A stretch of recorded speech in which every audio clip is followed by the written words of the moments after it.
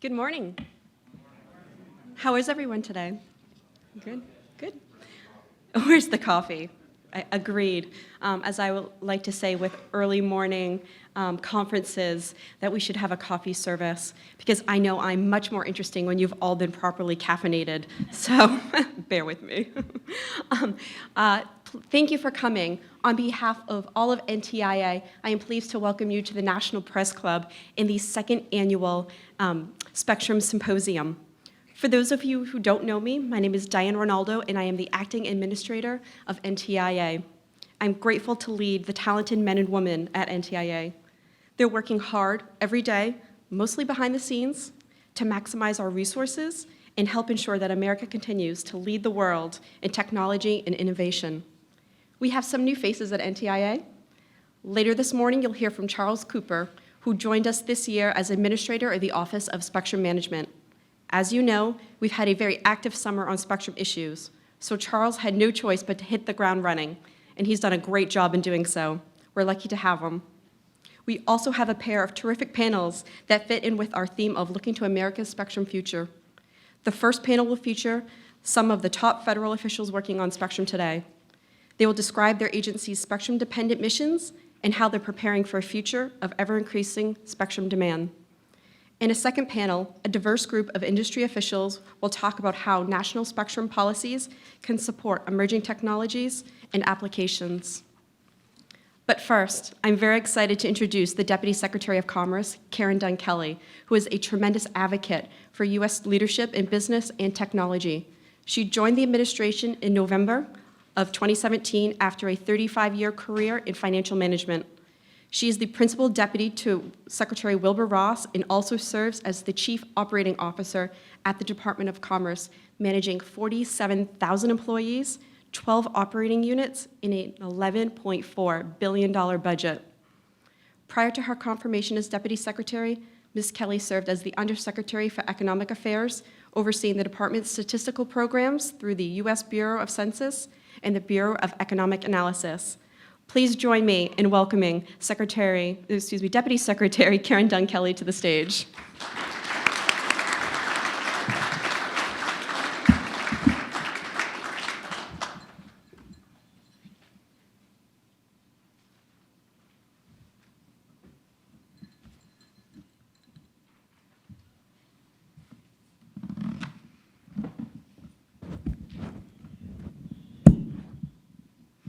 Good morning, and thank you, Diane, for those kind comments and your introduction.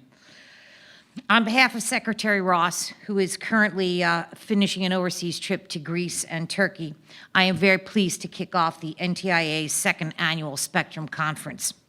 We created this forum for you, our stakeholders, from both inside and outside the government, to provide a forum to discuss how our nation should manage radio frequency spectrum.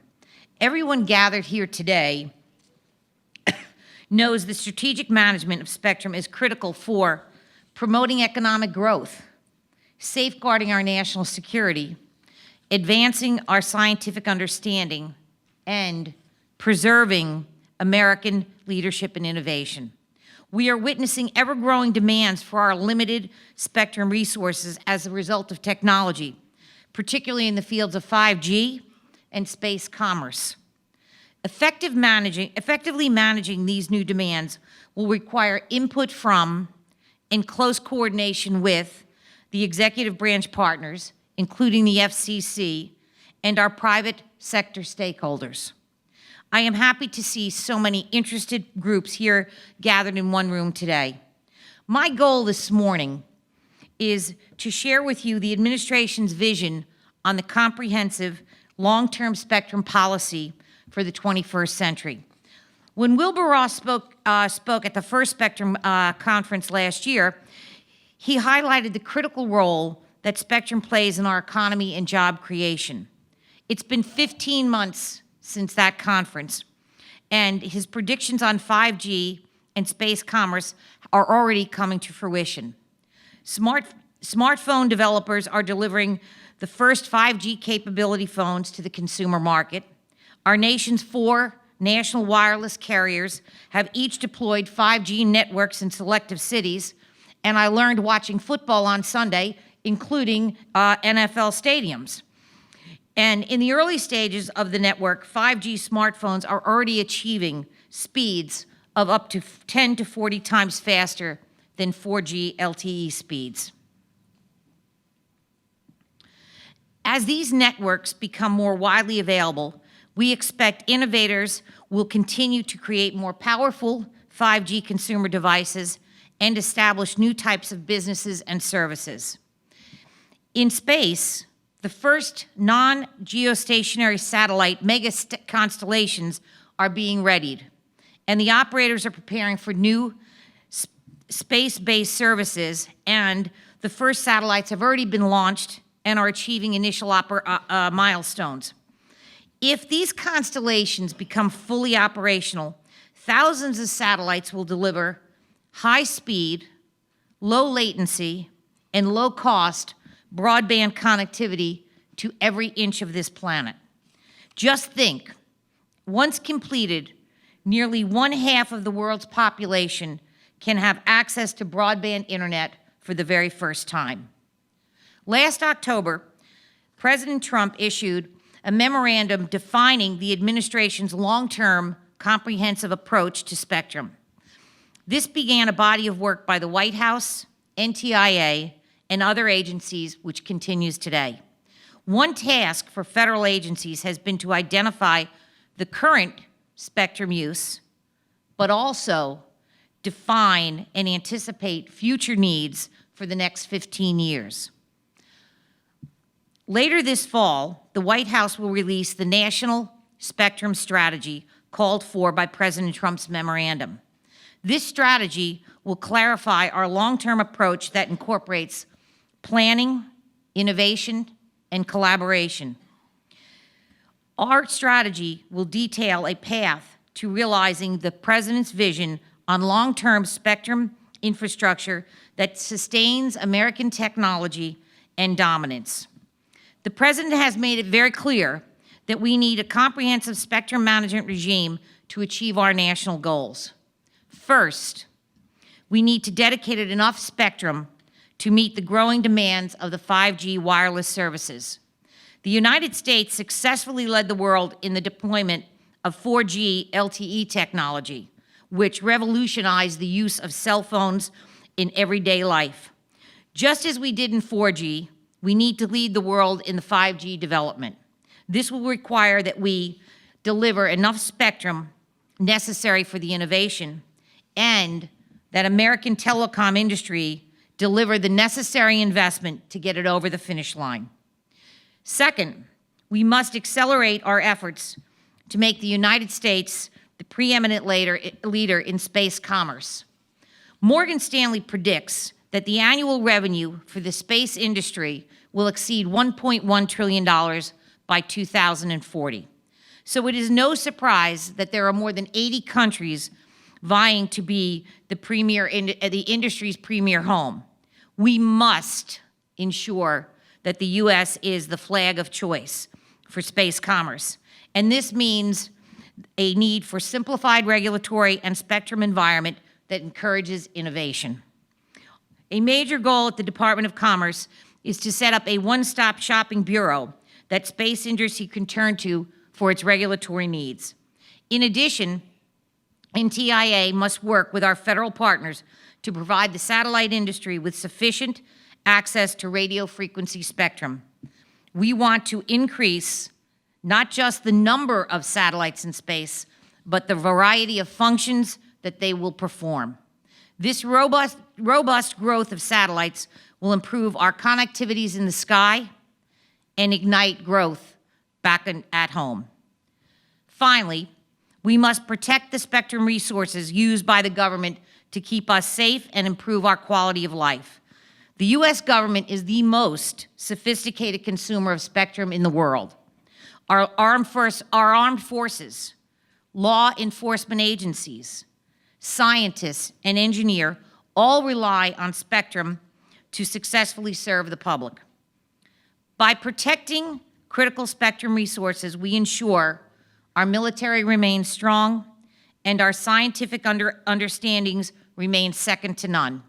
In our competitive world, our country does not have the luxury of just pursuing only some of these priorities. We must pursue them all. We must pursue and achieve all of them, which will require ingenuity and close coordination between NTIA and our other federal partners. There are many reasons to be optimistic. The U.S. has allocated nearly 5.9 gigahertz of spectrum for license exclusively for 5G. This is more than any other country on Earth, and we're not finished. There is an additional 7 gigahertz of spectrum under study right now. In theory, could mean that there's 13 gigahertz allotted to 5G in the near future. To complement licensed spectrum, over 14 gigahertz of unlicensed spectrum is available for use in the low, mid, and high bands, each with their own technical advantages. Just as Wi-Fi was developed using unlicensed spectrum, we are confident that these unlicensed allocations, particularly in the high band range, will unleash a wide range of new applications, including virtual reality. I also want to point out the progress we've been making in the 3.5 gigahertz band, also known as the Citizens Broadband Radio Service. Our scientists and engineers have made huge strides building a model that allows both commercial and federal users to share the 3.5 gigahertz band in real time. Later on today, Charles Cooper from NTIA will discuss the development in greater detail, but I want to emphasize that this kind of innovation paves the way for new and exciting commercial investment. This means we are even closer to enabling technologies such as the Internet of Things, machine-to-machine communication, as well as driverless cars. We are also working on speed up to delivering satellite broadband solutions to global markets. The Department's Office of Space Commerce is actively working with the private sector and congressional stakeholders to streamline regulatory governing that satellite launches processes. In March, NTIA submitted a report to the President with 13 specific recommendations to improve long-term spectrum policy environment for commercial space operators.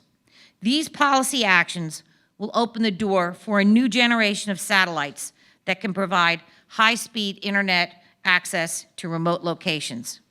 It also means new wireless path to realize the President's goal of affordable and reliable broadband for rural America. The hallmark of the Trump administration's approach to the spectrum resource is a strategic asset for economic and national security. This means we must make a comprehensive, whole-of-government view on how to use spectrum and on how best to unleash the power of spectrum-based technologies to the private sector. To accomplish a whole-of-government approach, we must follow 3 major tenets. The first is balance.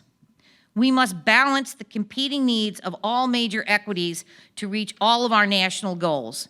This means not just 5G and space commerce, but also critical national security and scientific exploration missions.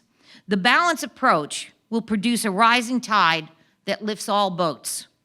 The Department of Defense is already devoting resources to adopt 5G technologies for national security, and the private sector satellite technologies are interdependent with the federal operations.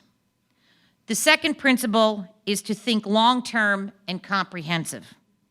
We must develop an overarching framework that will address new spectrum demands, not just for today, but for centuries to come. The third principle is innovation and pioneering. And this requires us to think beyond the traditional model of one allocation for one license for one use. You are already seeing this kind of out-of-the-box thinking when we think about, for example, the discussion I had before about the 3.5 gigahertz or the Citizen Broadband Radio Service. But you can also see it in what we're developing in FirstNet. When completed, FirstNet will allow national telecom providers and local public safety agencies to share a cutting-edge broadband technology network. and particularly in spectrum allocation. Our last principle is collaboration. The success of the spectrum policy and management structure will require collaboration and creativity from all stakeholders: the White House, Congress, federal departments and agencies, NTIA, the FCC, and the private sector. With these principles as our guiding light, we will build a strong foundation for effective and efficient spectrum policies. The United States has always been a leader in developing wireless technology, whether through the launch of commercial satellite industry or through our leadership in auctioning and licensing terrestrial mobile services. This administration is committed to maintaining this leadership, particularly in the fronts of 5G and space commerce. And the President's comprehensive and long-term approach to spectrum strategy will ensure that we are successful. Again, I would like to thank you very much for being here today. I hope the rest of your symposium is extremely successful, and I look forward to being briefed on many of your discussions. Have a great morning.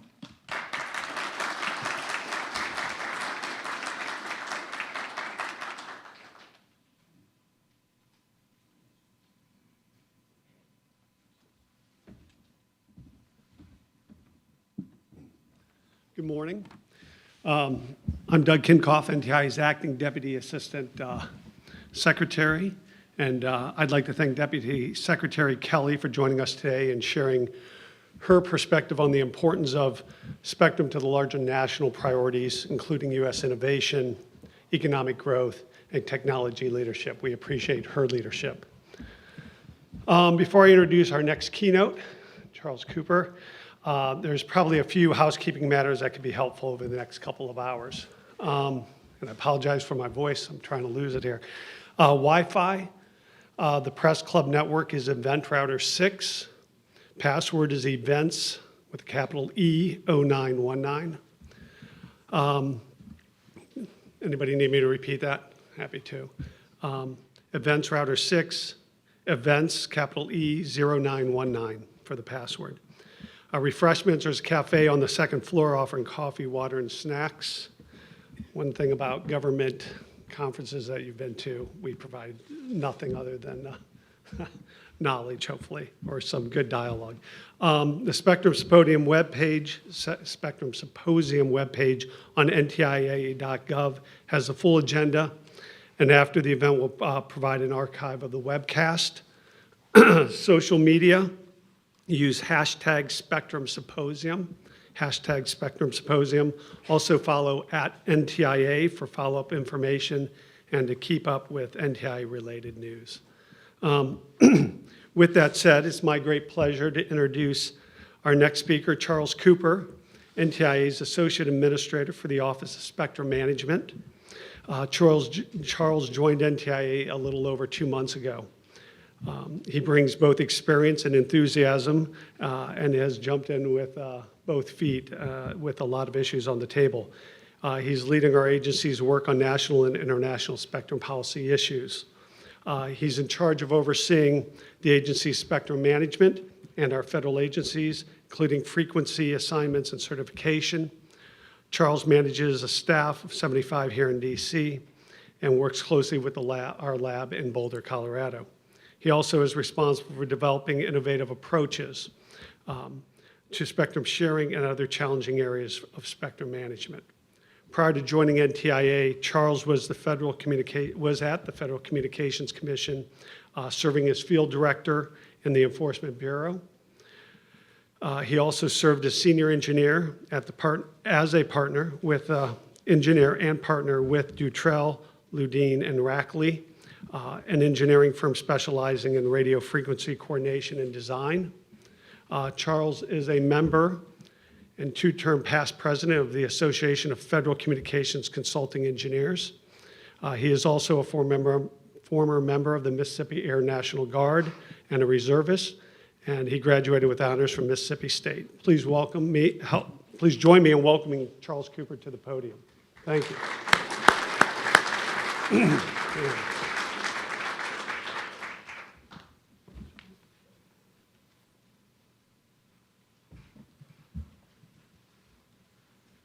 Thank you, Doug, and thanks to Assistant Secretary Ronaldo and Deputy Secretary Kelly for joining us this morning.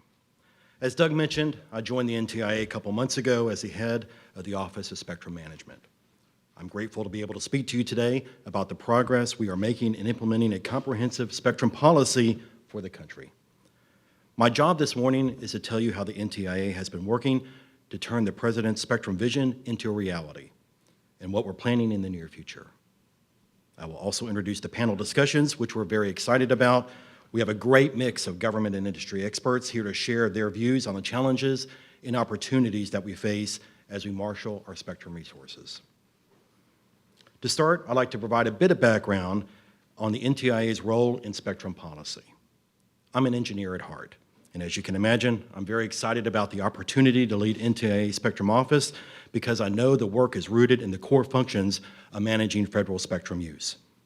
Every month, NTIA engineers process on average of 7,000 spectrum assignments and 25 equipment certification requests on behalf of our federal agencies. These are the people who make sure our servicemen and women, our air traffic controllers, and our meteorologists all have the spectrum access they need to serve the country and meet their missions. Increasingly, our engineers are also helping to manage interactions among all spectrum users, federal and non-federal. As these interactions have grown certainly more complex, we've been challenged to develop and implement groundbreaking sharing approaches. Engineers, both here in DC and our lab in Boulder, Colorado, the Institute for Telecommunication Services, has worked to leverage our country's technological leadership to further the goal of balancing all competing demands for spectrum. This has been a collaborative process involving not only our own engineers, but those of the federal agencies, the FCC, and within private sector companies, trade associations, and standard bodies.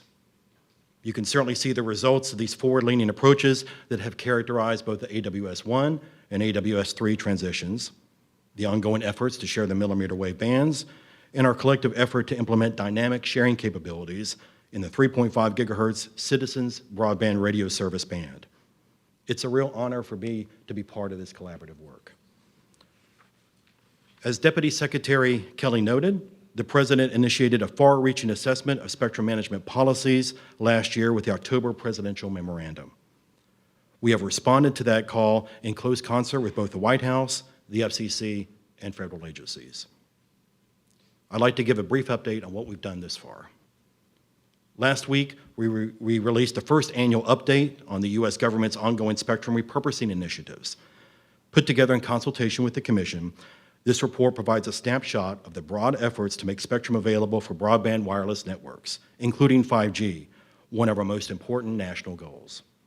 The report shows that the federal government has made significant efforts to respond to industry's call for greater spectrum access. The document repurposing activities in 37 different spectrum bands from as low as 512 megahertz to as high as 246 gigahertz. Through a concerted effort across government, more than 5,800 megahertz of spectrum has been made available to be used for licensed terrestrial wireless services, including 5G. This includes under 1 gigahertz, what we call the low band spectrum, more than 200 megahertz available. In the 1 to 6 gigahertz band, what we call the mid-band spectrum, more than 700 megahertz. And above 24 gig, the high band spectrum, nearly 5 gigahertz of spectrum. A further 7,250 megahertz of potential licensed spectrum is under study or active consideration for repurposing. There's a similar story for unlicensed spectrum. More than 14,000 megahertz of spectrum has been made available for unlicensed usage across all the bands, low, medium, and high, with an additional 1,200 megahertz being considered. Our report shows that we have made significant accomplishments and that we are well prepared to continue our efforts. In addition to the repurposing report, NTIA has embarked on a long-term effort to understand how federal agencies currently use and manage their federal spectrum assets and determine which spectrum requirements the federal agencies will have to use in the future years.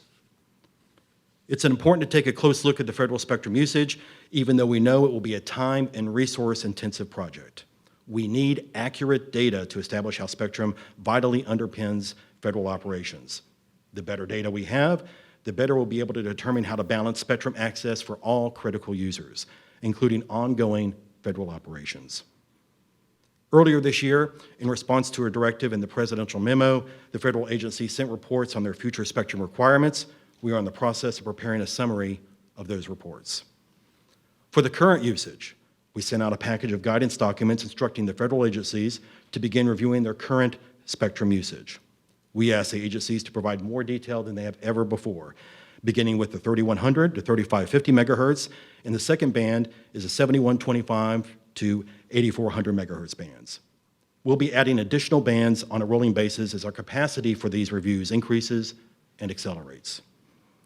Finally, NTIA has worked with the Secretary's Office, the federal agencies, and the White House to craft a document outlining a national spectrum strategy. This document will provide an outline of the elements that will drive our national spectrum policy firmly into the future. There are, of course, other ongoing efforts that predate the directives in the presidential memo. I'd like to touch briefly on the 3.5 gigahertz mid-band Citizens Broadband Radio Service, CBRS. NTIA carried out vital engineering and software development for the testing of spectrum across the Spectrum Access System, SAS, and their environmental sensing capability, ESC, equipment.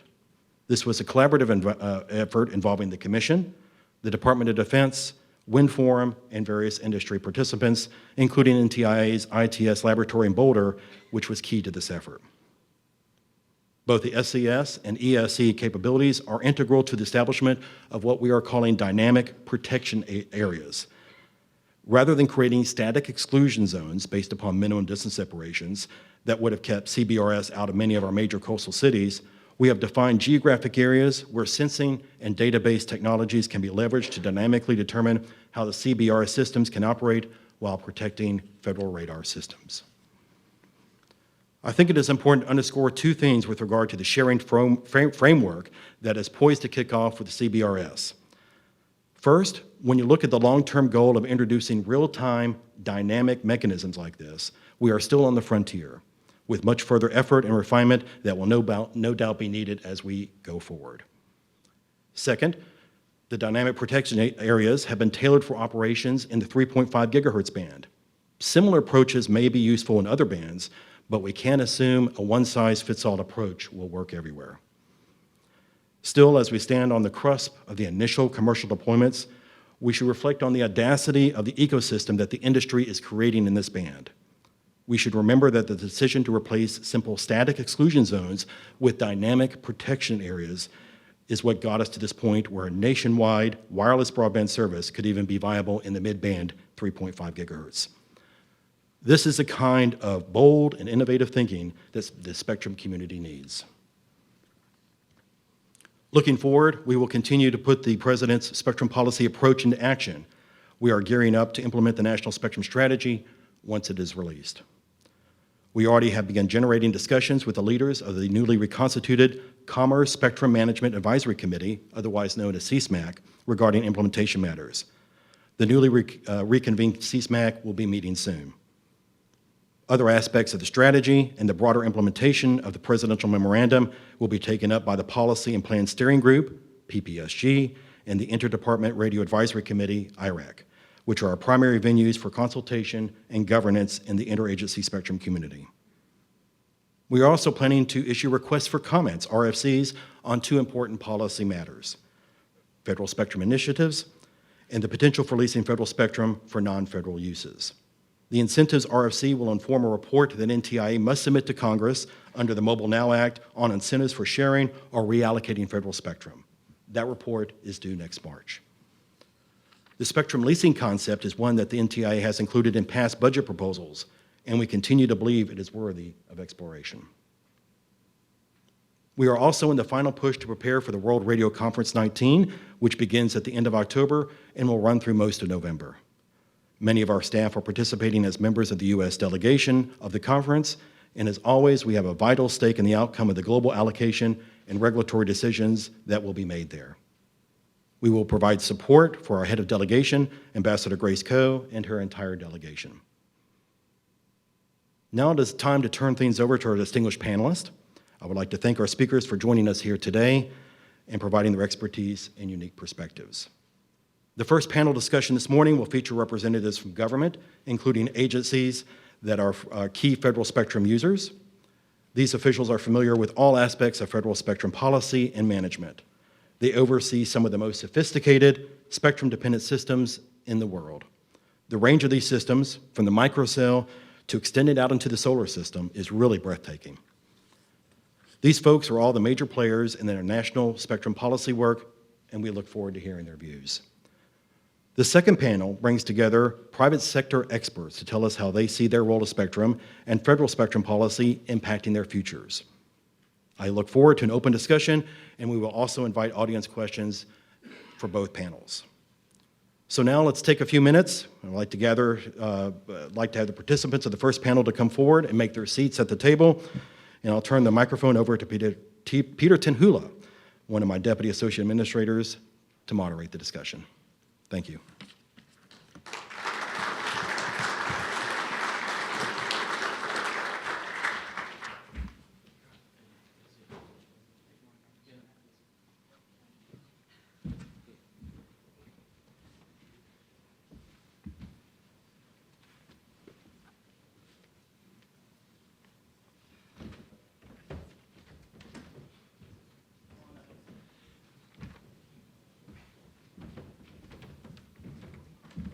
Morning, everybody. As we're gathering for our first panel, I'd like to make a few opening remarks.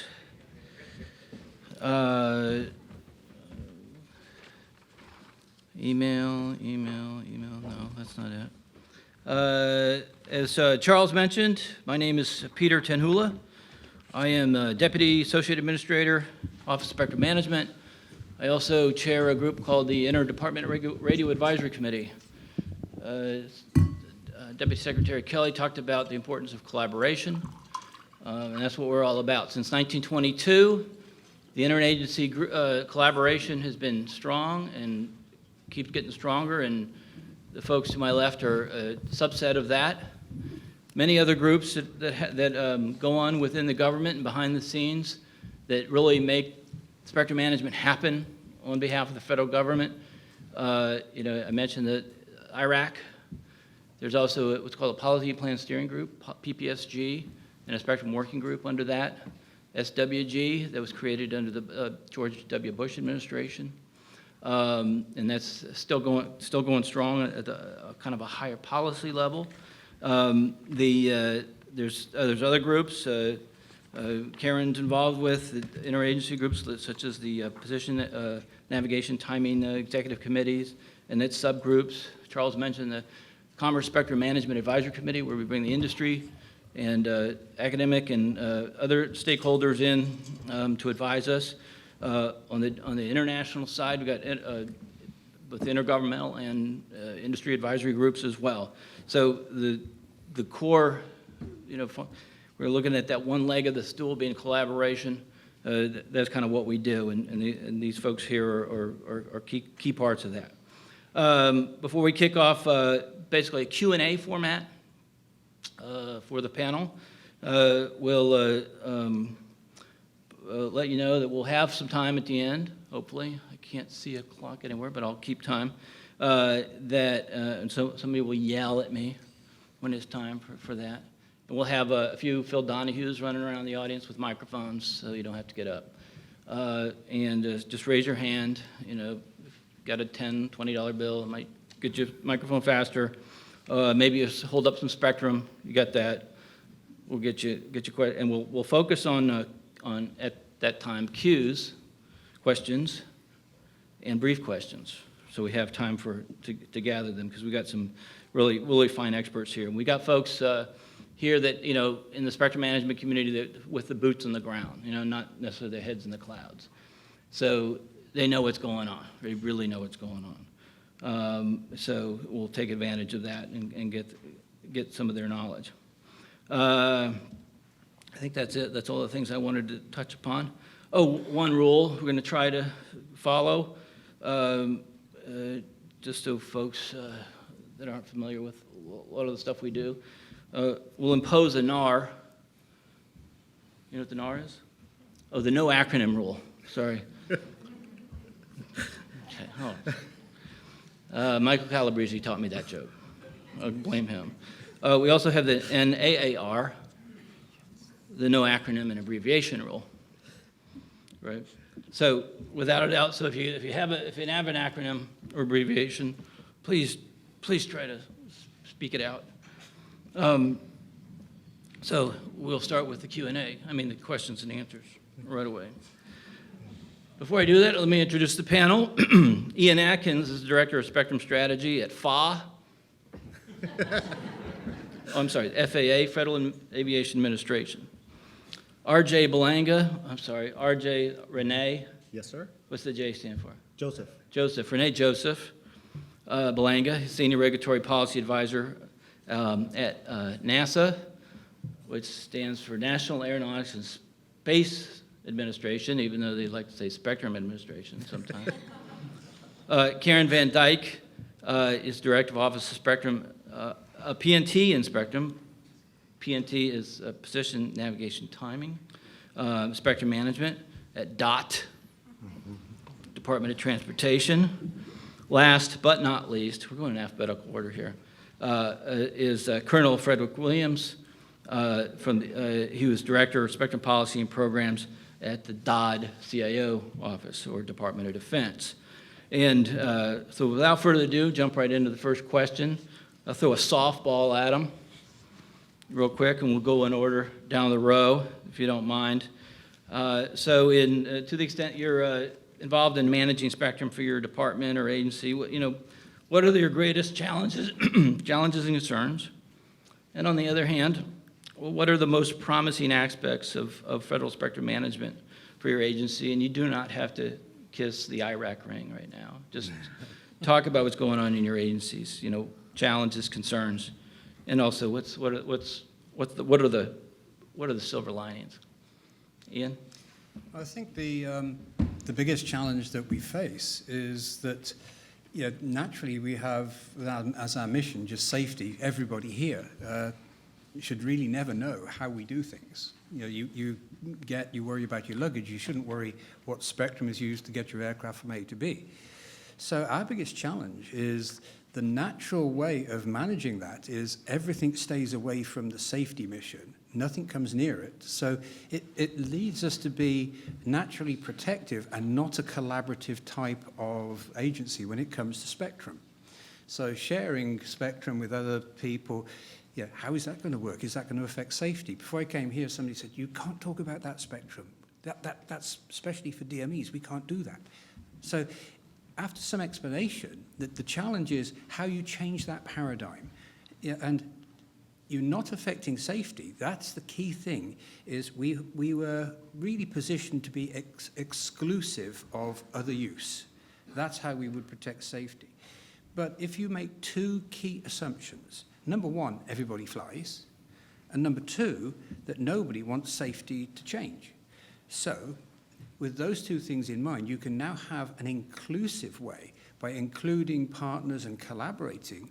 And once the missions are shared, then the missions collaborate to become safe. So the rewards, as soon as you go down that, everybody wants to be involved, everybody understands your mission, and it's no longer very, very separatist and exclusive. It's now very inclusive and very, very rewarding. So just the paradigm change is a difficult one to make for an agency which is focused on safety. Mm-hmm. How about RJ? All right, from a NASA's perspective, going to outer space is not easy. It takes a long time for us to get from the ground up to space. So in turn, the timing from ConOps to R&D to deployment and then through operation and sustainment take a long time. So as we are developing our missions to go out to outer space, the next program that we're ensuing right now is the Artemis, going to the moon and Mars and beyond. We're trying to get the first woman and next man on the moon, boots on the moon by 2024. So that takes quite a while to achieve. This is a compressed time frame. However, my point being is that spectrum is always changing, the spectrum management process. We have developed our processes and developed the systems from the get-go, maybe 5-10 years ago, and then trying to get to meet the demand of this ever-increasing spectrum environment. So there's always changes, but how do you affect those changes, from today into a process that's already been in play for the last 5 or 10 years? Change is fun. Karen, challenges, concerns, promises. Yeah, well, so good morning. To set the stage, and Ian Atkins touched on it, safety is Department of Transportation's top priority. So we have 4 strategic goals: safety, innovation, infrastructure, and accountability. But safety is always number 1 for us. And so we really see this as an opportunity, given that safety is our top priority. Looking to the future, it's really important to ensure that radio frequency spectrum is protected from harmful interference, and to ensure that spectrum meets current and emerging needs for the Department of Transportation. So in 2017, there were 37,133 deaths on our nation's highways and nearly 2 million injuries, not to mention significant property damage. And so critical to DOT's safety improvements and efforts to reduce the number of vehicle crashes is the ability for vehicles to communicate with one another and everything around them, infrastructure, pedestrian, and other applications. And this connectivity creates a level of situational awareness such that properly equipped vehicles can warn drivers of impending crashes, pre-arm airbags, and other safety features when a crash is imminent. And as use of these systems grows throughout the fleet, research has shown that active vehicle control will reduce crashes even further. And so critical to this is low latency, short range, and immediate spectrum access offered by the 5.9 gigahertz band. And so a lot of our efforts are focused on that. Some of our challenges and concerns are, number 1, a regulatory certainty or uncertainty as a challenge. And so for transportation users, they really need to have the confidence in the system and businesses to make long-term investments in innovative technologies and applications, and ensure that the spectrum is going to be available for those purposes. And we recognize that technologies change and evolve more rapidly than has been so in the past. And again, foot stomping safety, just the protection of radio frequency bands from harmful interference. So we just can't have safety critical applications that are subject to disruption. Thank you. Colonel Williams, we only have an hour for this panel, so the greatest challenges and concerns and promises at DoD. Yes, sir. Thank you very much, and thank you for the invite today. Honored to be here. It's a privilege to be able to be here and work with what I call the whole nation on these matters. I think Mr. Tinhula rephrased the question overnight. He asked us what keeps us up at night. And I think to maybe plagiarize former Secretary of Defense for the DoD position, we sleep pretty good. We keep other people up at night, right? Mm-hmm. We are very good in DoD at turning challenges into opportunities. For us, DoD is a mission-based with missions that are designed to create effects on an adversary. Those missions go across our domains that we operate in: airspace, cyber, sea, subsea, and land. So we occupy a great number of spectrum bands because those capabilities that we design are spectrum-dependent systems. You can imagine we are highly mobile, and so that allows us to exploit the spectrum. We have things called air superiority, land superiority, sea superiority, space superiority. We also like to have spectrum superiority when the balloon goes up and we get called to duty. So we occupy those bands. So what our greatest challenge is, or opportunity, is making sure spectrum doesn't create a readiness issue for the United States Department of Defense. We have to get the operators repetitions, in other words, practice their craft in the United States and provinces. We have to train, we have to test, we have to exercise, and we do so a lot. spectrum has become congested, and so we're learning new ways to play through that or operate through that. But that's what the big impact is. Spectrum is a huge enabler for the Department of Defense. Thank you for that, and I'm going to throw a couple direct questions at each of the panelists about kind of what specifically we're working for, and hit kind of the follow-on to the point that Colonel Williams was making about kind of the mission centered around what, if there's any particular spectrum management policies that the department would consider essential, to meet that 21st century global mission. Colonel, you want to take that one on? Yes, sir. Thank you. To know where you're going, you kind of have to know where you've been. And I think it's very enlightening if you look back at broadband coming into the fold, if you will. It's got quite a story, and it's a good one. It's a positive story for this nation, and we need to be in lead in that. DOD, in particular, needs strong companies. We have economies of scale that we benefit from, and we fully support the President's vision on 5G. But you got to go back and look at the story and what has served that. Our spectrum management processes, systems, they've served us greatly up to this point. And but what we're seeing now is technology vectors that are pointing us to where we have to start thinking and lead turning policy ramifications to accept some of these technology innovations. We are very excited about that.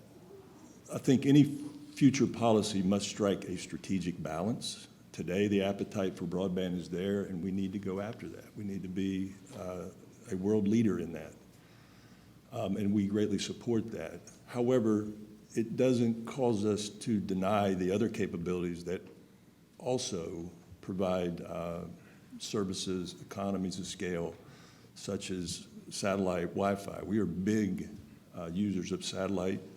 And so I think while we may put a primacy on one capability at some point in time, we have to be mindful and be balanced that those other things also contribute holistically to the entire apparatus.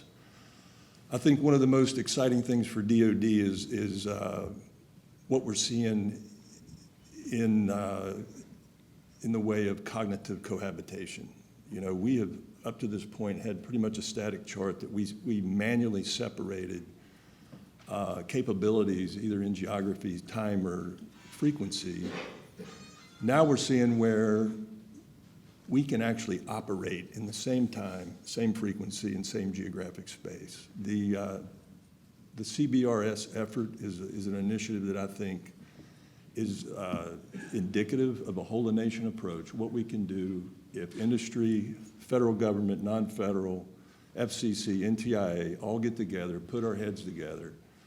And if you look back at the history of that band and how it was set up, we actually set it up with protection zones on the coast to protect DOD from broadband. Industry brings in a solution that allows them to sense us and avoid us. That is brilliant. And we've been working very hard to pull that off, and we're excited about that. We also think that lends itself to applications well beyond that band. And in the reverse, DOD also produces similar systems to sense and avoid. And if we can use these things to cognitively cohabitate, then we really build efficiencies in the U.S. enterprise. Our policy has to adjust to account for those.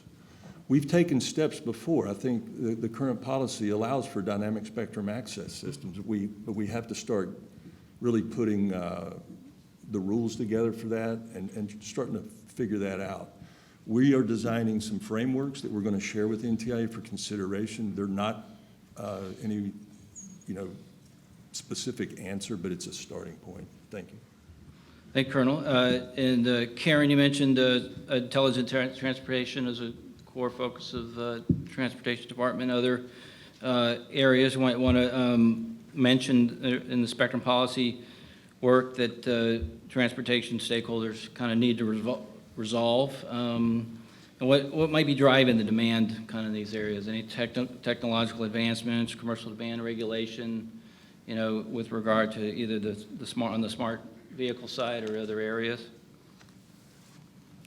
Yeah, so, I mean, spectrum is important for all modes of transportation, navigation systems, communication systems, surveillance systems. And so while we've been focusing a lot on surface transportation, that's not to minimize the other applications as well. And so would really foot stomp, again, the regulatory certainty that's needed to allow those innovations to blossom, and much focus on automated vehicles, really to reduce the numbers of deaths and injuries that we're seeing. And on the navigation side, Department of Transportation serves as a civil lead for GPS, great partnership with the Department of Defense. But as we look to the future, GPS is critical to every mode of transportation. Again, with safety as our top priority, we really want to ensure that GPS is protected from harmful interference.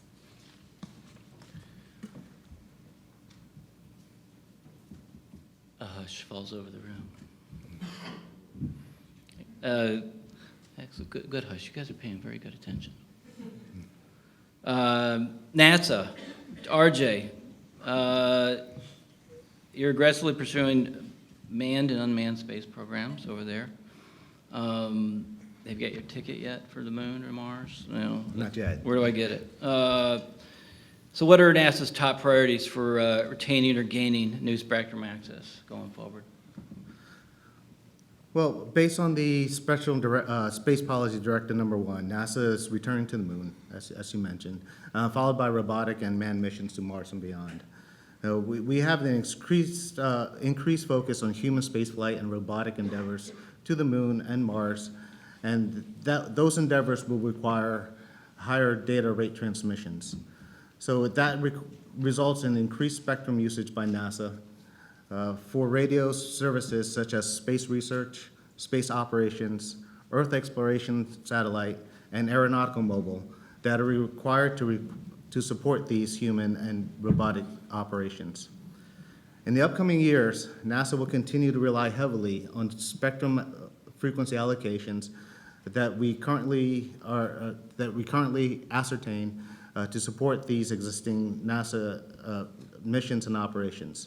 Specifically, NASA usage of S-band and X-band and the Ka-band frequencies will increase. Enhancing interoperability between NASA's missions and supporting NASA and the commercial networks is one of NASA's main objectives going forward to enable flexible and agile spectrum access for NASA missions. NASA will need to work closely with the commercial space industry and our international partners.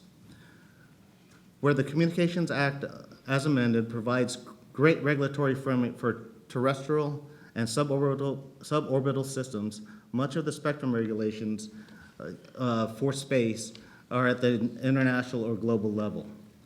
NASA would like to assist NTIA and FCC in defining regulations suitable for space operations, and therefore, we are planning to operate a symposium next year for all space users. This will be what is called the Space Spectrum Symposium, and will be held, sponsored by NASA, and be held at our NASA headquarters here in Washington, D.C.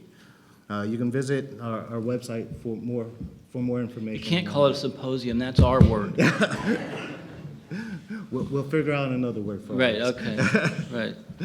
But during this event, we intend to bring together thought leaders in the private industry, academia, and federal government to address the strategic policy, technology, and mission objectives for U.S. policy regarding spectrum in space. This symposium, sir, if you may, will serve as a venue to foster inclusive partnerships across private and public organizations in order to facilitate innovations in space and spectrum access. Thank you. All right, thank you. And, Ian, what's going on at the FAA when it comes to the safety mission you talked about and the kind of any specific spectrum-dependent technologies that kind of are emerging that might require new or different allocations that you're working on? Okay. Well, interesting enough, we are actually not planning on increasing our spectrum need. Our spectrum need will actually go down. And we're able to do that because a lot of our systems are somewhat older. For example, we can take a single analog channel and get so much more utility out of it. So what we're really looking at is focusing on increasing the utility of the spectrum we have and looking at combining systems, reducing basically the whole infrastructure footprint. That actually makes us safer. It actually makes it more reliable. And one of the other things that's happened, working with new entrants, particularly in the unmanned aircraft industry, has really been quite exciting and quite enlightening, because one of the key questions people kept asking is, have we got to use aviation spectrum? And if you look at the explosion of unmanned aircraft, there would never be enough aviation spectrum to use.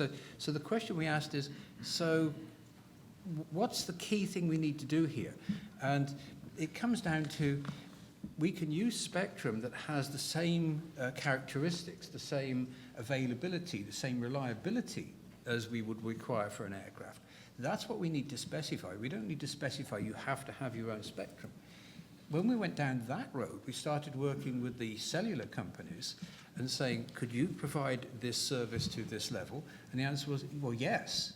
So now what you have is by far most of the unmanned aircraft big pilot programs are working with the main cellular companies for their command and control and all their data links. So that's taken a huge load off what would have been aviation spectrum. The other thing we've done with working with these guys is, we're not boots on the ground, we're actually heads in the cloud people. We actually have to manage our spectrum, unlike the cellular companies, we have to manage it in 3D. We don't do service areas, we do service volumes. Now, the way we plan our spectrum, we're required to plan our frequencies so that two aircraft at 40,000 feet can see a long way. So we have to space our frequencies out considerably. So what we've been looking at is, if we're providing a service up here, is there room low down where we can do things? Is there a 3D white space that we could find and provide? So when the FAA reauthorization came out, we were asked to look at a couple of bands, an L band and a C band. Our initial reaction in the L band was, well, that's really sensitive, that's navigation equipment, you can't touch that.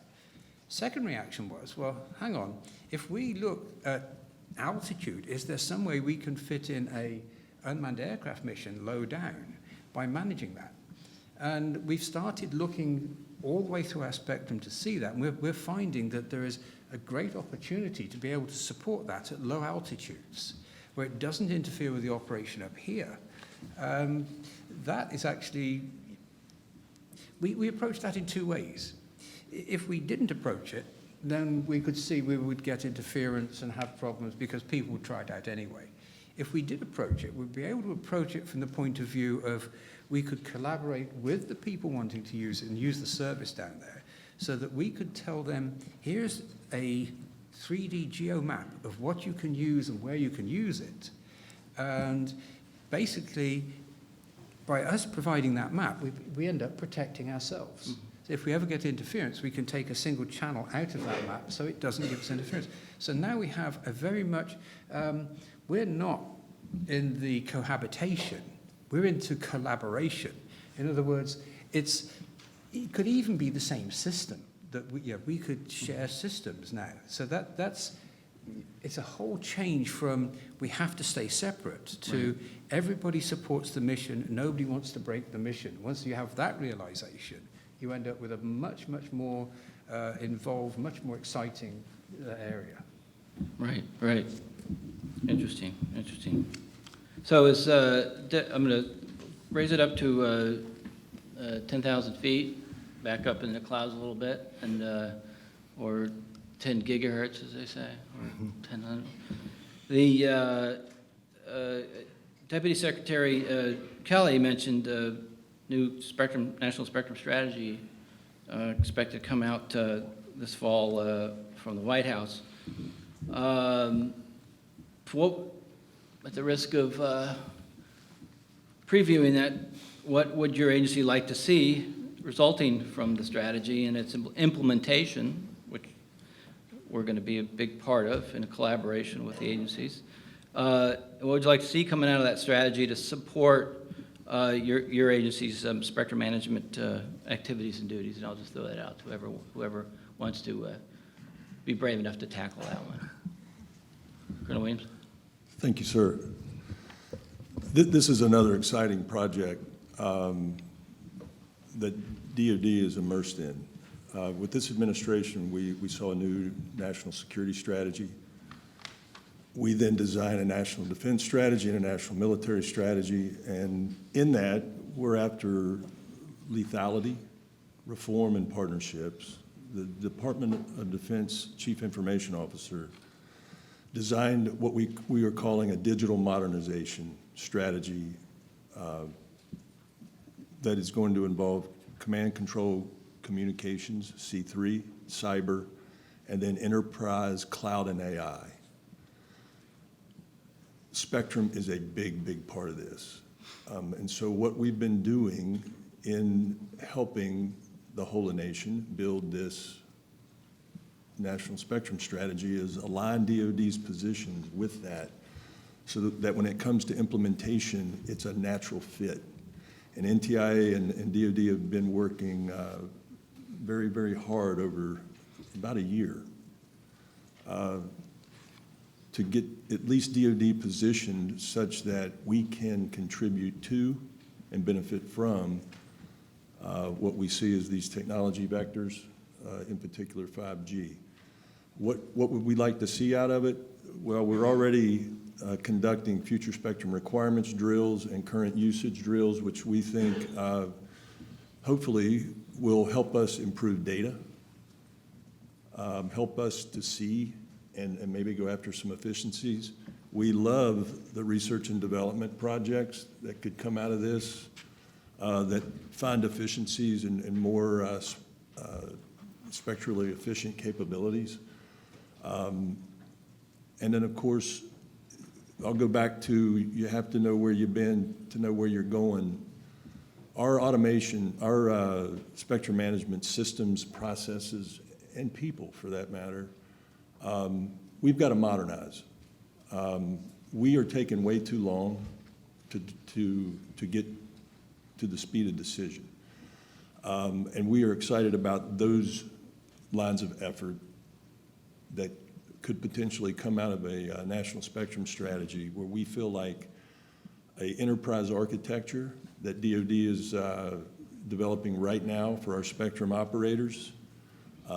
We are trying to build that from target to takeoff, where we focus on what our missions are supposed to do, and we build that back to where we can use the same systems and tools in an automated fashion to do our daily spectrum management functions of assignment certifications and things like that.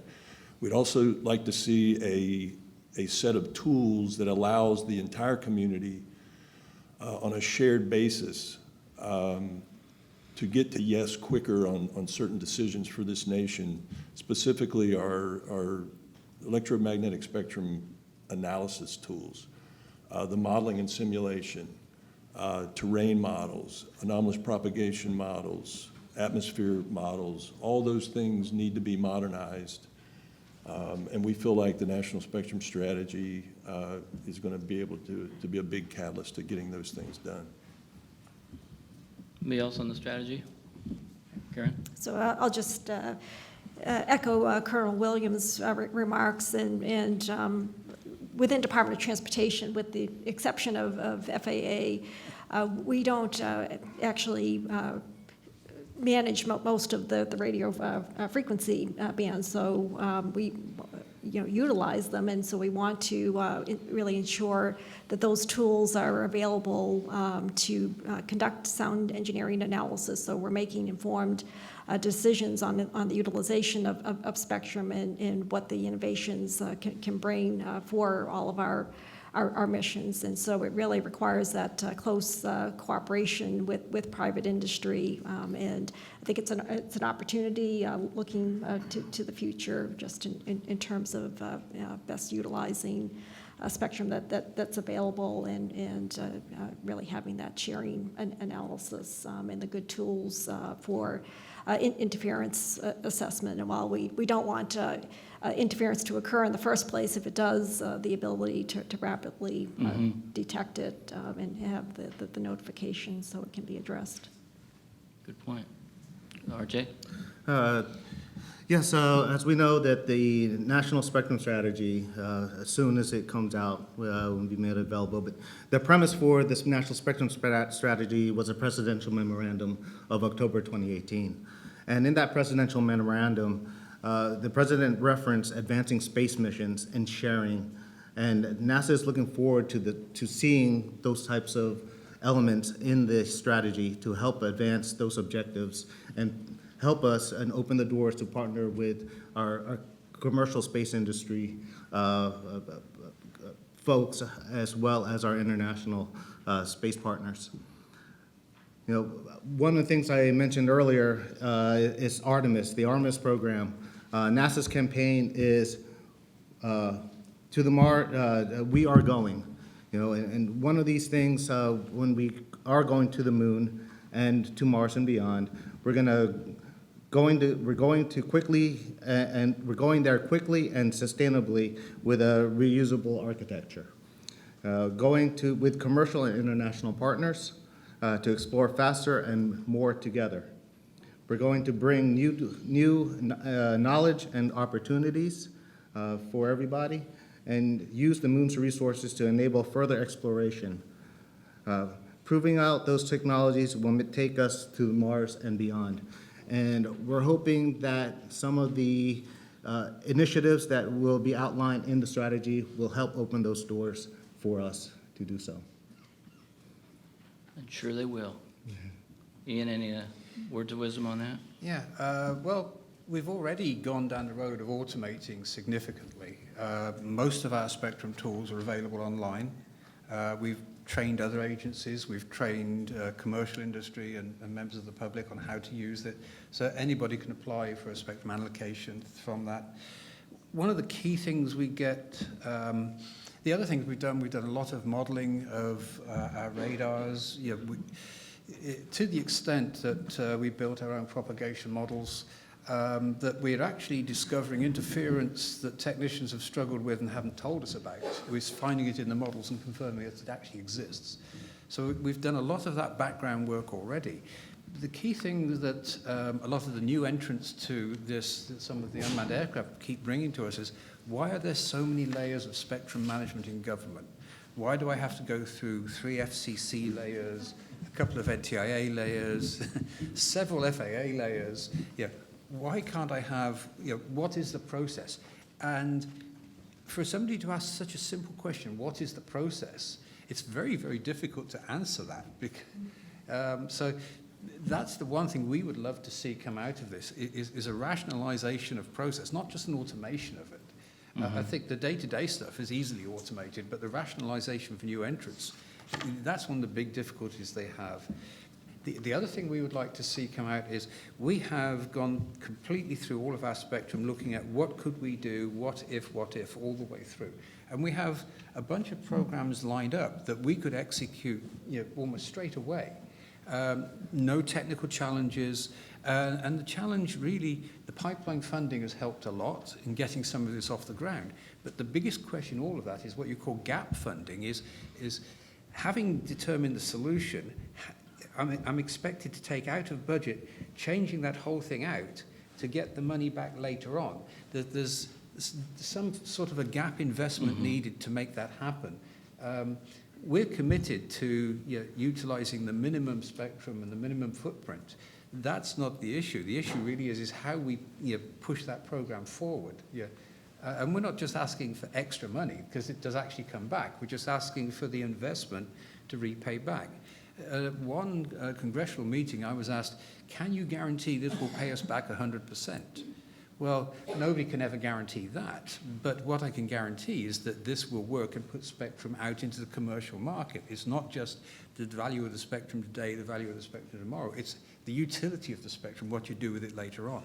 So yeah, the solution on how government looks at its spectrum, how it invests to increase utility and move it out into the commercial area, that's something we'd like to see. All right. Well, I noticed there's a few folks that are still awake. So while we're on the topic of automation, we can deal with them.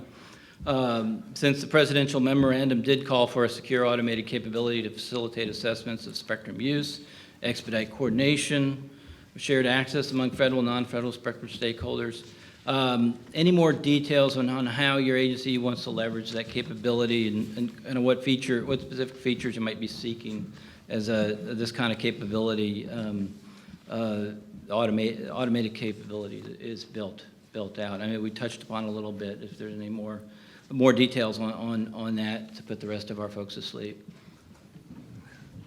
So go ahead. Yeah. Yep. So for the FAA, it's had a wonderful opportunity with a suddenly emerging market in unmanned aircraft. And it's allowed us to examine a whole bunch of things we wouldn't have been looking at for manned aircraft, being there's a speed of doing business in aviation which is the right speed. Nice and slow, nothing changes in a hurry. The unmanned aircraft changes very, very quickly. So what we're looking at is you'll see things there's we're actually contracting out to like low altitude authorizations to private companies. And I think Skyward is owned by a cellular company now. So they can do the authorizations in the airspace. So what we're looking for the spectrum management is if we create a bank of channels, a geospatial map, and I don't just mean 2D, I mean a 3D map of what can be used where, then the concept is that one of these commercial suppliers, when somebody wants to fly a drone over Washington, they plug the drone into the network and apply where they want to fly. The channels are downloaded to the drone automatically. It flies, it completes its mission. And when it completes the mission, the channels go back in the bank for somebody else to use. Now, the FAA's take on that is we don't operate that system whatsoever. All we do is we manage and commit to providing the maximum number of channels into that bank. Now, if we need to replan one of our systems, we just alter the bank and alter what's in there. This is people saying, well, are there going to be places where there isn't enough capacity? Absolutely. What we're talking about here is capacity that wouldn't exist if we didn't try this. And our initial looks are very conservative from protecting our own assets. And don't get me wrong, our real motivation is protect the aviation. And if we take this route, we still retain control. We do protection. But that's what I said right at the start. Sudden realization is that we can enable a whole new thing and keep ourselves protected. So we're very excited about this. Fully automated, we don't spend anything on it. It's not something we need to operate. It's something we control through specification and requirement. Right, and I noticed the remote ID rulemaking might be a component of that, and it's been delayed a little bit, but I would imagine that those kind of innovations that are associated with that kind of, in the UAS space could maybe, you think, translate into other areas of spectrum management, not just airspace management? I think that's true. There's, when you look at some of the companies, I won't mention anybody by name, but one company in particular would say, we don't want any spectrum for our unmanned aircraft. We want complete automation. So that's at one end of the spectrum. At the other end of the spectrum is the guy that wants to fly up, down, left, right, or like a pilot on the ground doing what a pilot in the air should do. And we're actually seeing technologies cross both ways. And I think the big mistake that happened early on with UAS is UAS tried to start to mimic what the big aircraft would do. So our key is designed specifically for the UAS. And what that's doing, it's things and ideas are coming out there, which now is saying, wouldn't it be good if we applied that to our manned aviation? So the ability to upload digital messages over a single analog channel to an aircraft. Now the pilot is still sitting there saying, yes, yes, yes, I agree with that, and selecting what he wants. Rather than the controller telling him turn left, turn right, he's actually getting the complete script. So that's a huge change which has come about by looking at that. And of course, the impact on spectrum, the single channel is now doing far, far more than what it would have done previously. Right, right. Any more details from you, Colonel Williams, on like the automation or even on the UAS Yes, sir. Thank you. context? First of all, we all have similar interests, but we do have dissimilar missions. And one of the areas that we are really focused on in DoD is congestion.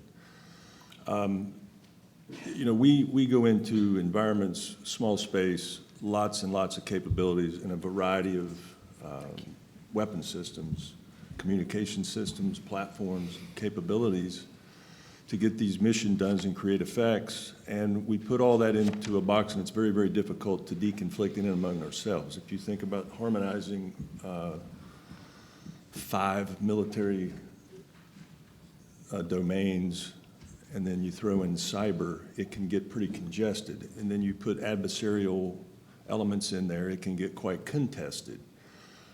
We think there is great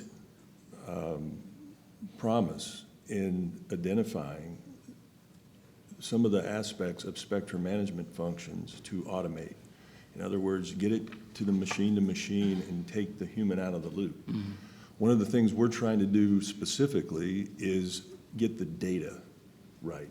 That's one of the areas we feel like the system today asked for data to do some very specific things, but now we're being asked to do very different things, and we have to go back to that data and reframe it. Data in, and then decision quality information out. One of the designs we want to see come from that is what we call spectrum on the common operating picture for the warfighter. We don't have that.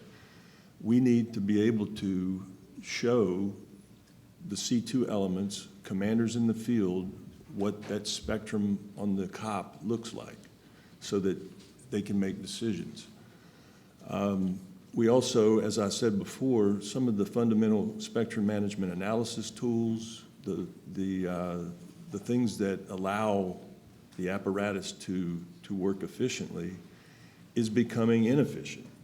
And there's avenues, I think, in the National Spectrum Strategy that are going to allow us to get after that. And it has to be in a holistic fashion, though. DoD cannot go build something and then have nothing to plug into at the national level. We need our regulators working in parallel, both FCC and NTIA, to harmonize this and bring the shared database in, and then bring the tool sets in that are common to exploit that. The R&D efforts, we have really taken off in this arena. And when you think about the 5G aspects, you look at DoD and you immediately can make analogies to what we call the industrial Internet of Things, IoT. So we are identifying through our National Spectrum Consortium avenues of approach that we want. We've received technical concepts in from industry. We're partnering with industry. We're partnering with NTIA in national test centers. We are going to create test beds and allow industry to come in and partner with DoD to exploit our infrastructure. I think out of the gate, you'll probably see things such as smart base, smart port, smart ship, smart test range, smart depot. We're very interested in supply chain, logistics, and what 5G opportunities can bring to those aspects of the Department of Defense. Very cool. I'm going to open up the floor for questions, emphasis on questions. So our volunteer, Phil Donahue, is going to grab the mics in a minute, and we'll go around and recognize folks to answer questions. We'll give RJ and Karen a chance to want to delve deeper into the automation as folks start to wake up to ask their questions, and then we'll move to the floor. Go ahead. Thank you, Peter. As Ian mentioned earlier, aviation, 2 aircraft at 40,000 feet see a long way from, they see a long way, so the frequencies have to be separated to do spectral reuse and sharing of spectrum resources. More so when we have satellites operating at 300 kilometers and 37,000 kilometers up in space. And we hope that the automation will help streamline the frequency authorization processes. One of the things that, as Colonel mentioned earlier, as well as Ian on a previous question, we need to find ways to, and use automation to help deconflict frequency process in the spectrum management world.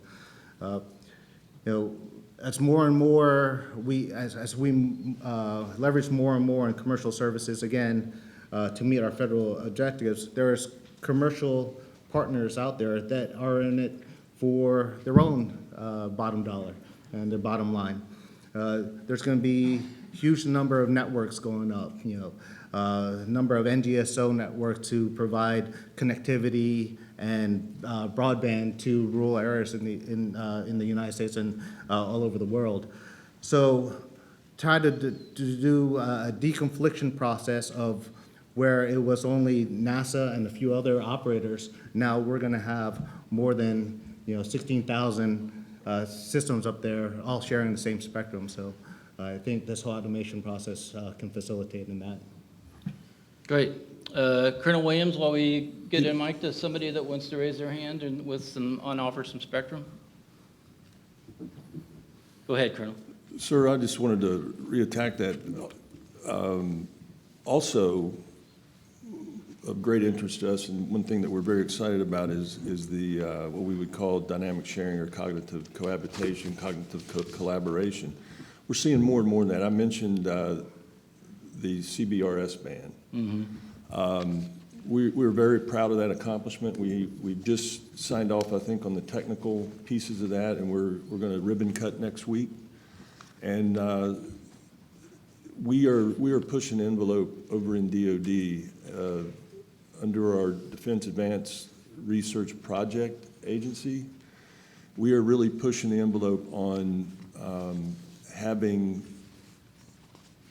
software-defined radios deconflict themselves in contested space or in congested space. We see those lines of effort continuing, which are going to, we hope, bring big promise to spectrum-efficient uses, and also will make us all think about the policy ramifications to harness that. Thank you. Right. Yeah, and thank you for mentioning the DARPA, as well, and the Spectrum Challenge is going to be announced out in LA, I think, in a few weeks. So that's going to be an interesting announcement. If you have a mic and you want to, for the benefit of the folks watching on the internet, announce. Excuse me, folks, if you could state your name for the folks who are listening in. State your name and your organization. That'd be great. Yeah, thank you, Mystery Voice. Hi, Tyler Chelenko with CTFN. So we've heard a lot about safety and balance here today, which I assume to mean weighing current operations with freeing up spectrum for 5G. So with that in mind, what spectrum repurposing efforts are you guys the most concerned with? So What are you not concerned with? Well, it's interesting that you bring up 5G, because part of our education, with the, and it's been a two-way education with the cellular industry, has been they didn't see unmanned aircraft. Yeah, we were thinking aviation. They saw another piece of the Internet of Things. Mm-hmm. So the safety piece is really easy. There's no concern on the reallocation of spectrum, because it's very easy to define. If I need to do this, it has to be done with this availability, this reliability, and you have the risk model there. So it's not a concern, providing you know what your mission is and you absolutely know what the performance is. So for unmanned aircraft using cellular networks, you go through a whole analysis of, I need to move from A to B through this piece of airspace. What's my availability of my signal? What's my loss link procedure? Once that's all in place, you don't have any concern as such, because you need to deal with those things up front. And once you've dealt with them, it gets a lot easier. I think a lot of the angst on safety was, it's new, we don't know how to deal with it. But it's been very exciting working with the cellular industry on this, and particularly on 5G, because it absolutely defines performance. I think one of the questions we asked early on, and it was from one of the major cellular companies, was, can you provide a service with so many nines of availability? And the answer was, well, yes, we already do for this large car manufacturing plant. And it's a function of how much you want to pay for it. So we don't have any concerns in a future, and I don't know how distant it would be. Could everything be run commercially? Absolutely. I can remember the last administrator, Mike Huerta, said, we don't, as an agency, need to operate equipment. We need to ensure that the service that is provided meets requirements and is safe. So does that mean the equipment could actually be operated commercially? Absolutely. Mm-hmm. Could that mean all the spectrum could be allocated commercially? Absolutely. But it would come with the caveat that the service to aviation would be provided to these preset metrics. Other repurposing concerns? Karen? So I had mentioned connected and automated vehicles previously as a mechanism to reduce the number of fatalities and injuries. And we've been conducting extensive research over several decades using the 5.9 gigahertz band, so that's 75 megahertz of spectrum from 5850 to 5925. And we are concerned about that spectrum potentially being repurposed because we've invested considerable research to get to the point that we feel OEMs, original equipment manufacturers, sorry, I don't know how many dollars I need to put in the R jar. But we feel that the automobile industry is ready to equip and move forward with that, which again, from a safety standpoint, is extremely exciting and beneficial. And within Department of Transportation, we've now started referring to the 5.9 gigahertz band as the safety band. Mm-hmm. And so we really want that preserved for connected and automated vehicles. Colonel Williams. Sir, if I may, thank you. I think it's we've had a perspective change. I think if you go back 2 decades and you look at the AWS-1 repurposing, you may have gotten a bunch of federal agencies that felt very defensive. That's changed. I think today we find this almost necessary to progress this nation. We are learning a lot, and because this administration, Congress, FCC, NTIA has fought to do the right things on behalf of the federal side of things, we get resources to look at the problem a little differently. Our job in repurposing is not to say no, but to do due diligence and say, hey, what can be done?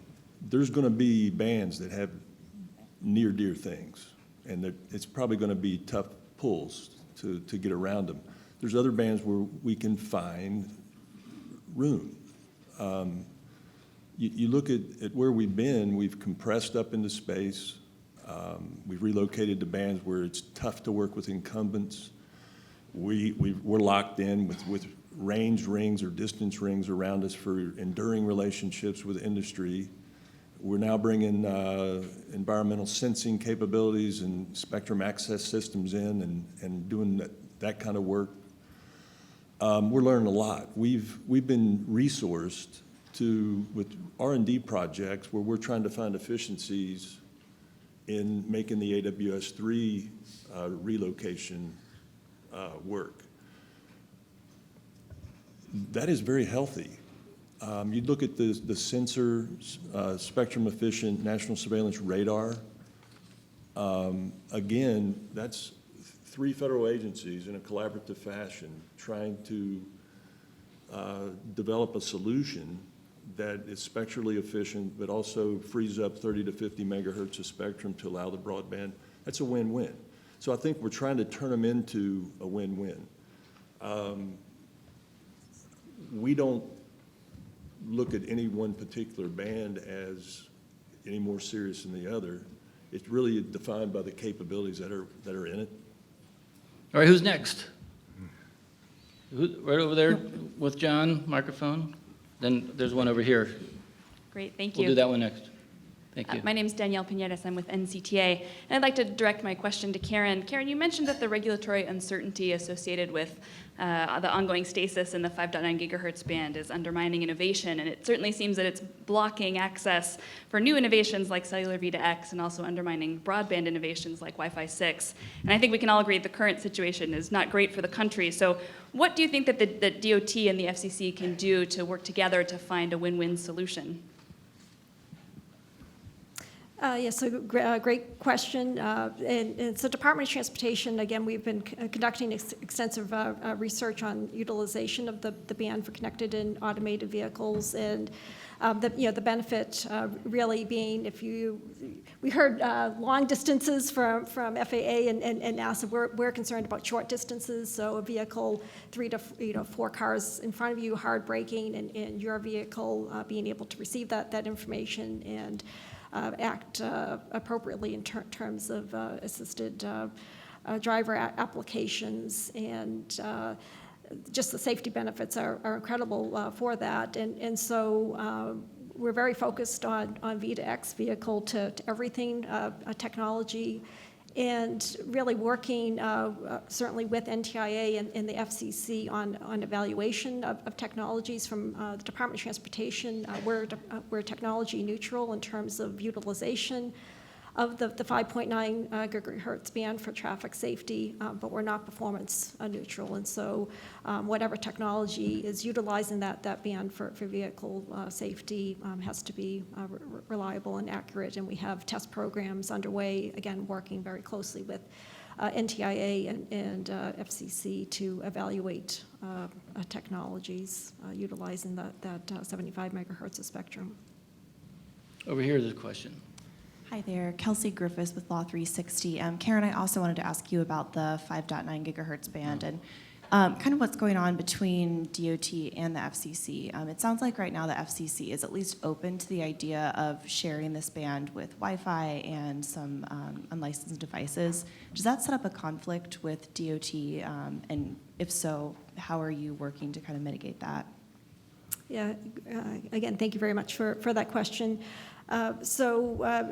Department of Transportation, again, has been working very closely with NTIA and FCC. In particular, looking to share with unlicensed devices. And so there was a 3-phase test program that was put together. FCC published the phase 1 report last year, and now we're embarking on the phase 2 effort, and but also in conjunction, also looking at V2X technologies operating in the band. So there's really two types of testing, looking at which technologies could utilize the 5.9 gigahertz band for vehicle safety, but also within the band the ability to share with unlicensed devices and not cause harmful interference to those vehicle safety applications. All right, any over here, John? Okay, go ahead. Not for Karen? Sorry. Good morning, Paula Trimble with Lewis Burke Associates. This question's for RJ. I know you talked a little bit about space exploration and the impacts of spectrum management on that. Can you talk a little bit about how you're viewing scientific spectrum that's used for space science or for scientific exploration of space that's not necessarily commercially desired but is a potential for encroachment from other new systems like 5G? Right. Well, thank you. That's a great question. So one of the challenges that we are having, especially in this world radio communication cycle right now, is the encroachment of 5G being adjacent operators to some of our active and passive frequency bands.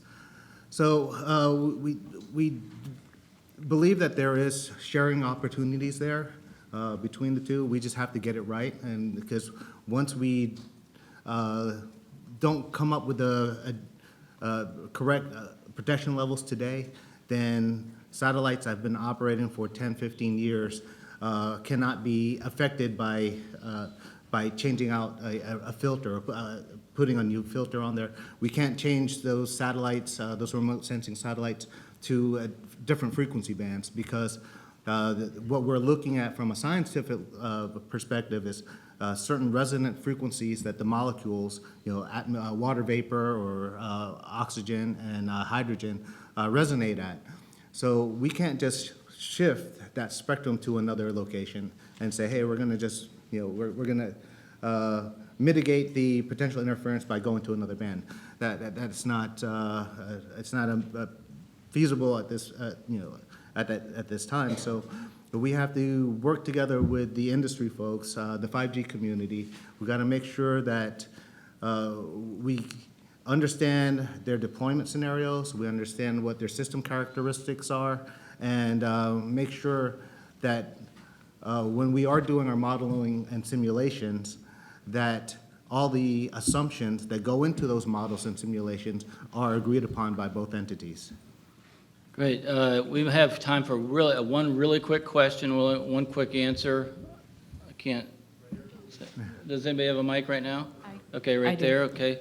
And then we're going to wrap up and take a 15-minute break and to get ready for the next panel. Go ahead. Brandon Allen with the International Association of Fire Chiefs. My question is for Colonel Williams. What is DoD's perspective? Is it changing at all towards the shared use of federal spectrum with non-federal users? Absolutely. Okay. Okay. We are. The answer is yes, right?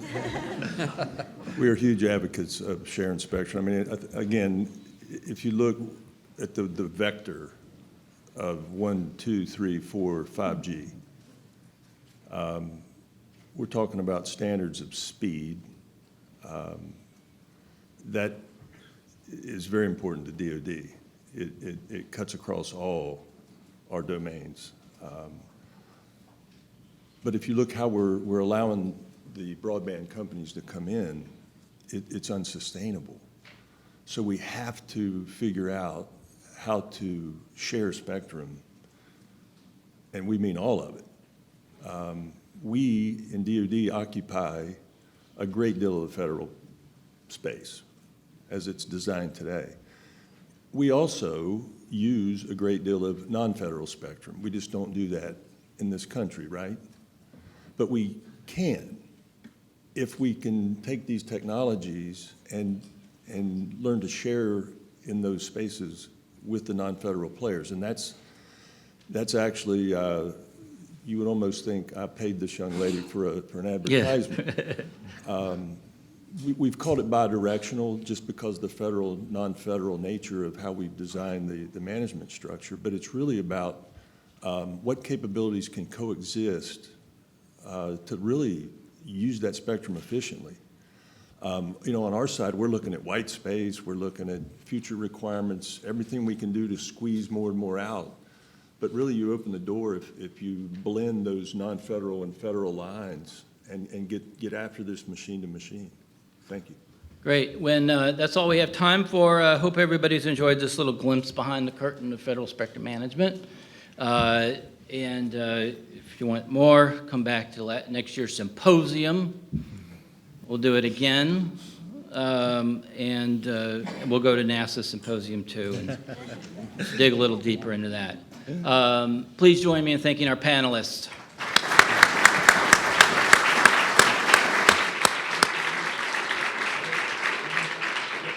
And the next panel starts promptly at 11:25. Is that correct, John? About 10, 15 minutes. Stretch your legs. Get a drink. Not coffee, not dessert.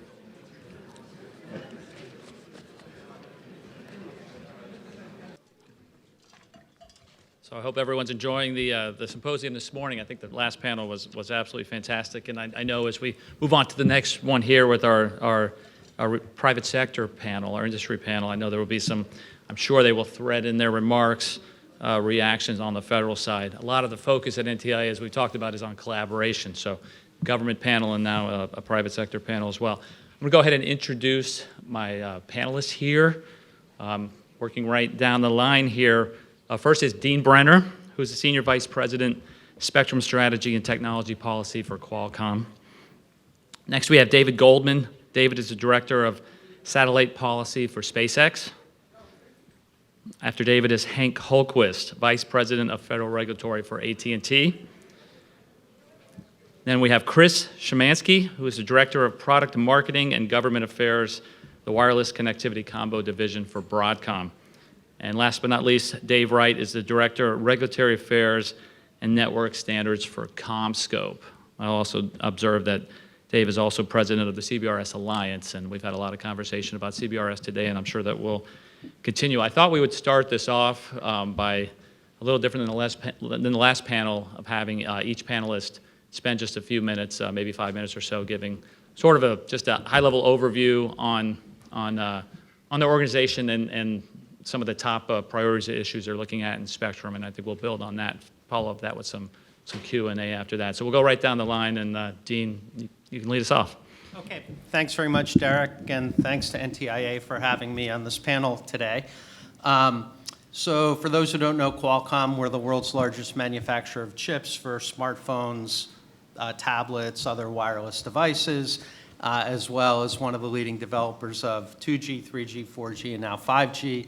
And I think as a company, we're really focused like a laser beam on really the just rapid proliferation of 5G. For those who don't know, 5G is rolling out much, much, much faster than even 4G did.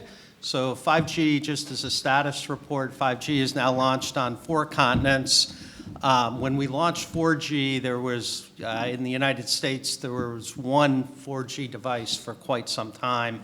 With 5G, we have already launched numerous 5G devices all over the world. And probably for Spectrum folks of most interest, so all of our chips for 5G support both sub-6 gigahertz frequencies and millimeter wave. In the rest of the world, 5G is launched in either one, but not both. In the United States, 5G is launched with both millimeter wave and sub-6, and there's a huge runway to the 5G ramp. We're already working on our second generation 5G chipset, including these antenna modules, which are really a technological breakthrough. You know, when we invented 5G, no one thought 5G would be able to be used for phones because you were going to need so many antennas in the phone, and then we went back to the drawing board. We've been working on 5G for years, and we developed antenna modules that are really half the size of a penny that have many antenna elements in there. So I'll just talk about a few game changers for 5G. One is something called DSS, or Dynamic Spectrum Sharing. Dynamic spectrum sharing is going to accelerate the 5G rollout dramatically. What it does, it enables 5G to be launched in the same frequency band, in the same location where 4G is already deployed. So the whole refarming process, which typically has taken a decade or even more before we can launch a new G in a band, we have to empty that band of the prior G users, just the way we refarm a field. We won't have to do that with 5G, and you'll see DSS, this technology, launch in the United States in the first half of next year. And unless you're a real Spectrum geek, you won't know that you have DSS, but if you have a phone, you will have the 5G icon on like all the time, because all the sub-6 gigahertz frequencies that are used today for 4G will be used for 5G.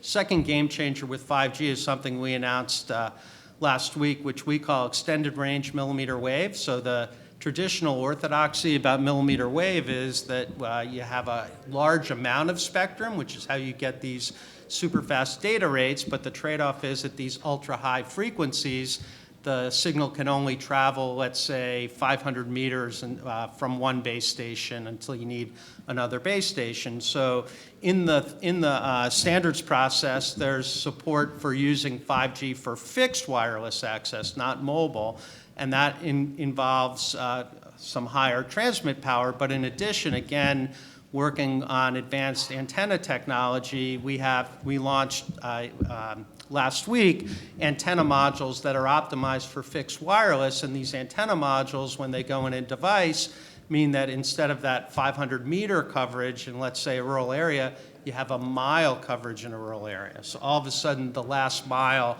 which has been such a huge problem for rural broadband, is something that's very achievable with 5G. And then Last thing I'll talk about quickly is the industrial internet. It's a gigantic area. Some parts around the world call it industrial IoT, others call it vertical use cases, and still others have other names for it. But the use of 5G to enable factories, warehouses, ports, to do all the things without wires that today require a wire is a major area of emphasis for Qualcomm and for other companies around the world in 5G. And in the next version of 5G, we'll be launching a technology that we call 5G NRU. I know that's a great buzzword. 5G new radio for unlicensed, which is optimized for these industrial settings and will enable a level of connectivity that's not possible today. So there are lots of other things that we're doing, and I'm happy to talk about them throughout the course of the panel, but that's a kind of a quick summary. Great. Thank you, Dean. David? Hi, I'm David Goldman. First, Derek, thank you for having us. I work at SpaceX. I love listening to Dean talk about stuff. It's like, you're doing what now? So I work for SpaceX. We launch rocket ships into space. So we actually, for a spectrum panel for me, it's interesting because, I'll talk about it a little bit, but we're going to do satellite broadband, but we also use spectrum in a lot of interesting ways for launching rockets. We have to, I'm not sure how many people realize this, but we have to go to the FCC for permission to get authority for every one of our launches. We have to get separate authority to launch, and we land rockets too. We have to get authority for that too. We run into a lot of new spectrum questions on how do you do this? What frequencies are allocated for landing rockets? So there's a lot of interesting questions that come up there. So that's one piece of it. The piece that I work on primarily, though, is we're licensed for 4,400 satellites in low Earth orbit using the KU and KA spectrum bands. We have another license for another 7,500 in the V band, which is like the 37 to 51 gigahertz range. These are going to be much lower than what you're used to with satellite broadband, which changes things in a number of ways. One of them is the latency is going to be a lot different. One of the things that I didn't realize initially, but the latency on satellite broadband has a lot to do with what altitude you're flying at. You just have the speed of light. Your signal has to be able to go up and come right back down. And so the lower you can go, the more it lowers your latency. And we'll have latency like sub 30 milliseconds. It allows a lot more features that are latency sensitive, including voice. So we're looking at that. We're constantly looking to see what, as we're looking ahead, obviously everything we're doing is new. And so there's new issues. So we're always looking at different spectrum bands. What can we do with them? How can they be useful? How do we get out of everyone else's way and be able to do what we need to? So I don't know. I'm looking forward to the conversation. Thank you. Excellent. Thank you, David. Next, I'll turn to Hank. Thank you, Derek. And I'd like to thank NTIA for inviting me to speak. It's kind of lucky David is sitting next to me and went after Dean, because basically I would have said the same things Dean said. Our focus here right now is really all about 5G. AT&T has launched mobile 5G service in parts of 21 cities. By the end of next year, by the end of 2020, we'll have service nationwide. We are, focused, to maybe I should say like a rocket ship, but like a laser beam on the policies that are needed to really help this 5G service grow, including both spectrum and infrastructure policies at the federal level, in the states, internationally. It's a big field that is involved in bringing 5G service to market, but it really is a great mission for us.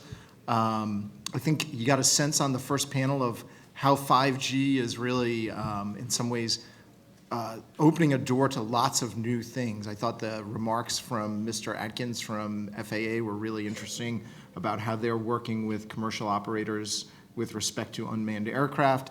I think, whether it's Internet of Things, smart this, smart that, 5G is really going to be, this enabler of all kinds of applications that we've never seen before. And so it's really exciting. We are focused on it every day. It is our mission. Great, thank you. Chris. Thanks, Derek, and thanks to NTIA for inviting me to speak here today. I'm going to start off by giving a quick soundbite on Broadcom. So we're a global leader in wired and wireless communications semiconductors, and recently we've gone into the enterprise software field.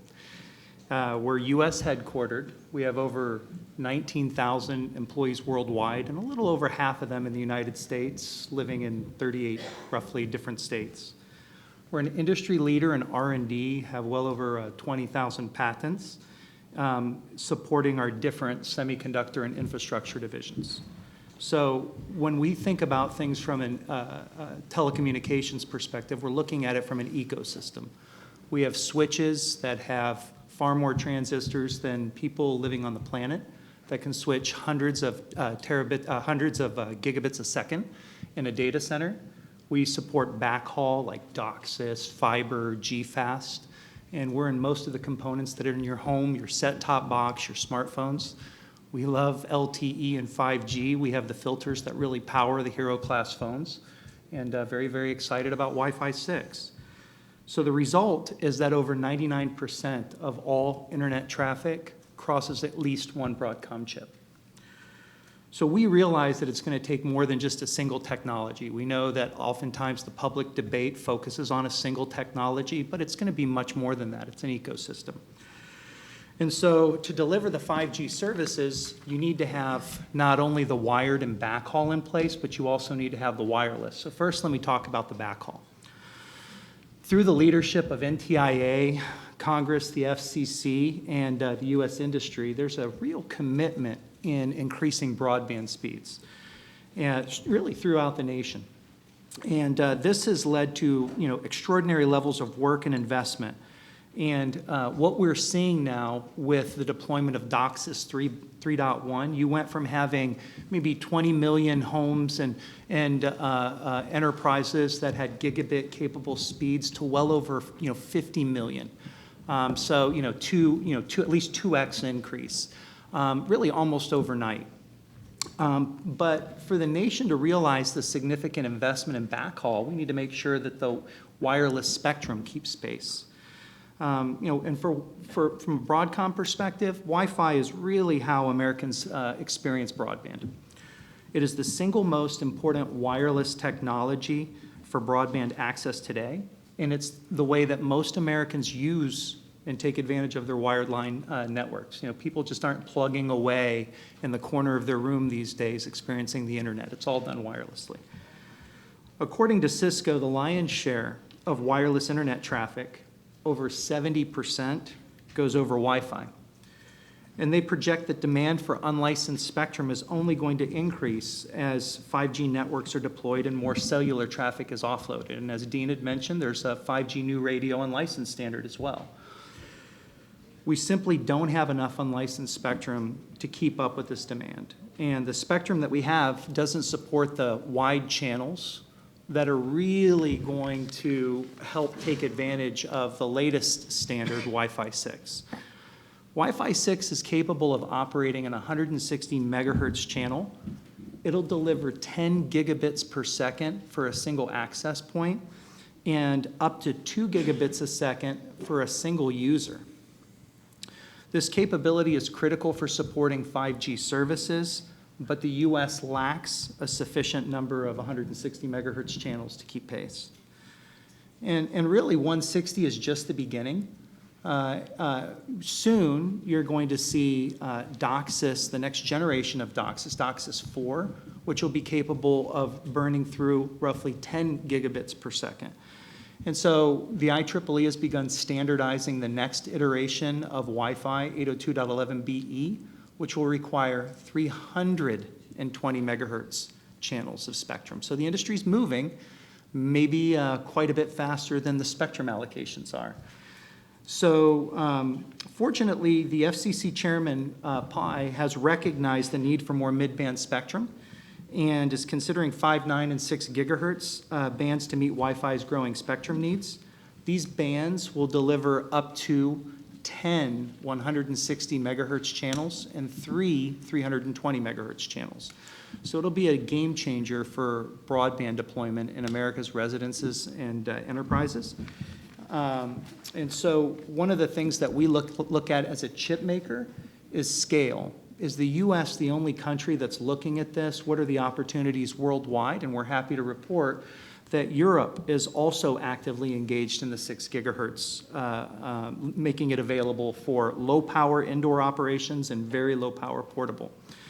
I currently expect a harmonized European standard for 48 of the European countries that participate in their super regulatory regime as early as July 2020, and that's just the first tranche. I expect that they'll begin opening up the rest 2-3 years hence. So really my bottom line is this: the U.S. has always led on spectrum policy.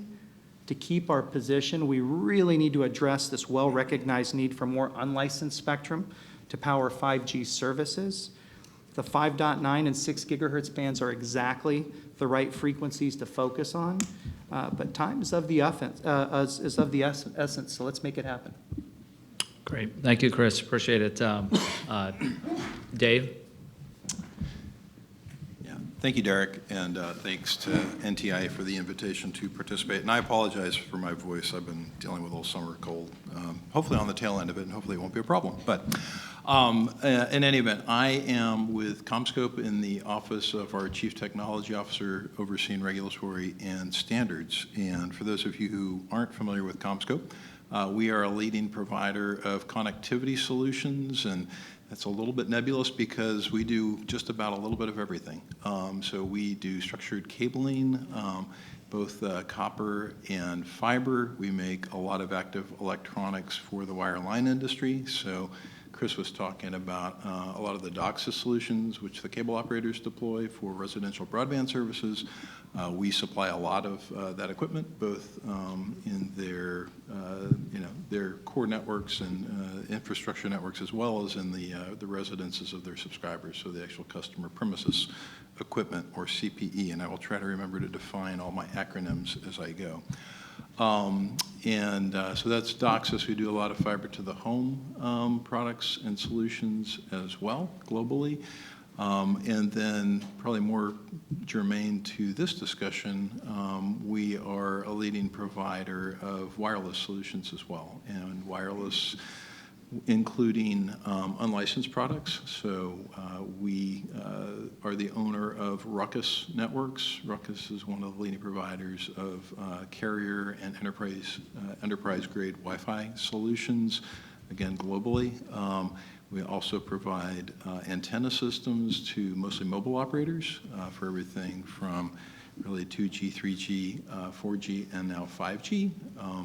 So, as Dean and Chris talked about, a lot of the different technologies that are, in the wings coming to market, even now, 5G, Wi-Fi 6, some of these other things, we really play across all of those different products, and we, I think, count Broadcom and Qualcomm as important suppliers for our equipment needs, so we appreciate that. So, CommScope's interests really go from licensed to unlicensed, and now to what I'm going to refer to as dynamic shared spectrum. And I'm glad Dean actually mentioned DSS up front, because it's worth kind of highlighting that 3GPP is using dynamic spectrum sharing to talk about this this band refarming capability that's been developed, which is, as he said, hugely important, allowing you to deploy 5G in bands where you still have LTE 4G operating. When I talk about dynamic sharing, I'm talking about it more in the context of introducing a new service into a band where there's an incumbent and sharing that band. So, my poster child is the Citizens Broadband Radio Service, henceforth to be called CBRS, to save breath. And I am the, the president of the Alliance, as Derek mentioned. And CommScope has been active in CBRS's development, I would say really since the beginning, probably dating all the way back to the President's Council of Advisors on Science and Technology report back in the, 2010-11 timeframe, saying that to meet the nation's spectrum demands, we're going to need to find ways to share spectrum, and specifically share federally held bands, and that has led to where we are today, which, as Colonel Williams pointed out, is really being on the verge of commercial service. So those of you who aren't aware, we have a big ribbon-cutting launch event scheduled for next Wednesday here at the Mandarin. If you're not invited, let me know, and I'll get you an invite. Hank's going to be there. I'm going to be there. A bunch of other people are going to be there, and we're going to be celebrating the culmination of all this effort that's gone on between government, to include NTIA, DOD, the Commission, of course, ITS, who was mentioned earlier, and industry. And it really is somewhat unprecedented in terms of the amount of work that's gone on, the collaborative effort that's gone on. I'm sure I'll touch more on this as I go. But I think as I look at what was laid out in the presidential, the presidential memorandum, in NTIA's request for comments on the spectrum strategy, and what I'm hoping, gleaning a little bit of indicators what we'll see in the actual strategy when it's released. There's a real focus on, of course, on sharing between federal and non-federal, but also on automation, making more intensive and efficient use of spectrum going forward, automation tools and the like. And again, Colonel Williams mentioned that when he was up here. So, we're very keen to see how we can take what we've done, with CBRS and with some other bands as well, and extend that into the future and really figure out, how we're going to make more intensive and efficient use of our spectrum resources as a country. In addition to CBRS, CommScope has extensive experience with TV white spaces. We were a TV white space database provider. We're doing we're one of the third-party databases in the 70, 80, and 90 gigahertz band, where we can actually take requests from licensees and then feed that into the NTIA system, and kind of, that's an automated process, which I think is another sort of positive example of how we can move things a little bit faster going forward. And then finally, for the 6 gigahertz band, we're certainly advocating for opening that up for unlicensed operation, both in the lower power mode, but then also at a higher power, standard power, utilizing the automated frequency coordination capability. And that's, again, another sort of dynamic spectrum sharing capability. So we have activity across all of those things. Great, thank you. Appreciate all the comments. I'm going to ask a few questions for the group and maybe some individually, and then we'll leave some time to open it up to the audience as well for Q&A. And clearly, you've all have demonstrated, I think, what we've been talking about all day, that spectrum demand is growing from all corners. And I think we heard it on the last panel as well from federal missions. So I guess my question for everyone to consider and you've talked a little bit about how the various technologies will meet this demand, but how as a nation do we balance these diverse priorities that we've heard, and going back to Deputy Secretary Kelly's comments this morning, that we have these national priorities of leadership in 5G, of advancing next generation Wi-Fi, which really is an American success story, space commerce, national defense, and other government missions. What are some thoughts on how we can move forward as a nation in balancing these requests? And I open it to anybody who'd like to chime in. So I guess I'll jump in since no one else was. Look, the spectrum questions are interesting because to a great extent, you can rely on market forces to figure out how to allocate resources, but you can't do it completely. So it has to be a combination of policy, market, driving greater efficiencies. I mean, just thinking about the mobile industry, the extent to which the mobile industry has achieved greater efficiencies of spectral use over the last decade is incredible when you think about it, both in terms, if you think about the processes of refarming spectrum, densifying networks. I mean, so there are ways to get more efficient use of spectrum, but it ultimately there are parts of it that depend on good public policy. And coming out of the first panel this morning, I actually think This is an area where the United States has always been a leader, has been an innovator. Whether you look at variety, going back to the first auctions, looking at the incentive auction, the example of CBRS, we have always led in finding innovative ways to use public policy to try to make sure that spectral resources are used efficiently. And so I think we will continue to do that based on the discussion I heard earlier and the discussion I'm sure we have. I am confident that we will balance these priorities. I mean, one good thing I think about spectrum debates is they are really conducted in good faith. There are a lot of discussions in Washington that are, 75, 80, 90% posturing and 10% substance. Spectrum, we're blessed. We don't have, they are really discussions that are conducted in good faith. So I am hopeful that we will figure our way through this problem. I'd just like to add on, I thought Ian Atkins from the FAA made a pretty compelling point earlier, and that was that, our capabilities increase, and in tech and in spectrum efficiency. Sometimes it's orders of magnitude over a 10 or 20-year period. So I think that policies that are built on old and legacy equipment should be revisited sometimes. I think it's useful to restart a conversation and look at whether or not more intensive use of spectrum could be had given, upgraded capabilities as, equipment and network architecture and governmental systems are upgraded year over year. Yeah, so I'll just chime in. So I agree with both of you, but I think what's striking to me is, so on the private sector technology side, we're never stopping. We're just always going to continue to innovate, continue to invent new ways of doing things that are more efficient. 5G, one of the reasons that we're excited about it, because yes, it's faster and the quality of service is better, but Hank's company understands that it's going to be dramatically less expensive to deliver each bit. So it's dramatically more efficient.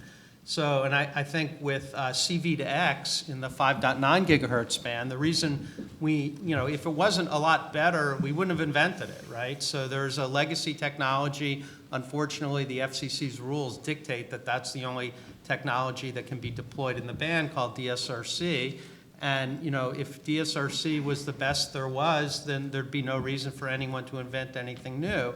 In fact, it's not, and so we've invented this other technology using 4G and ultimately 5G called cellular V2X.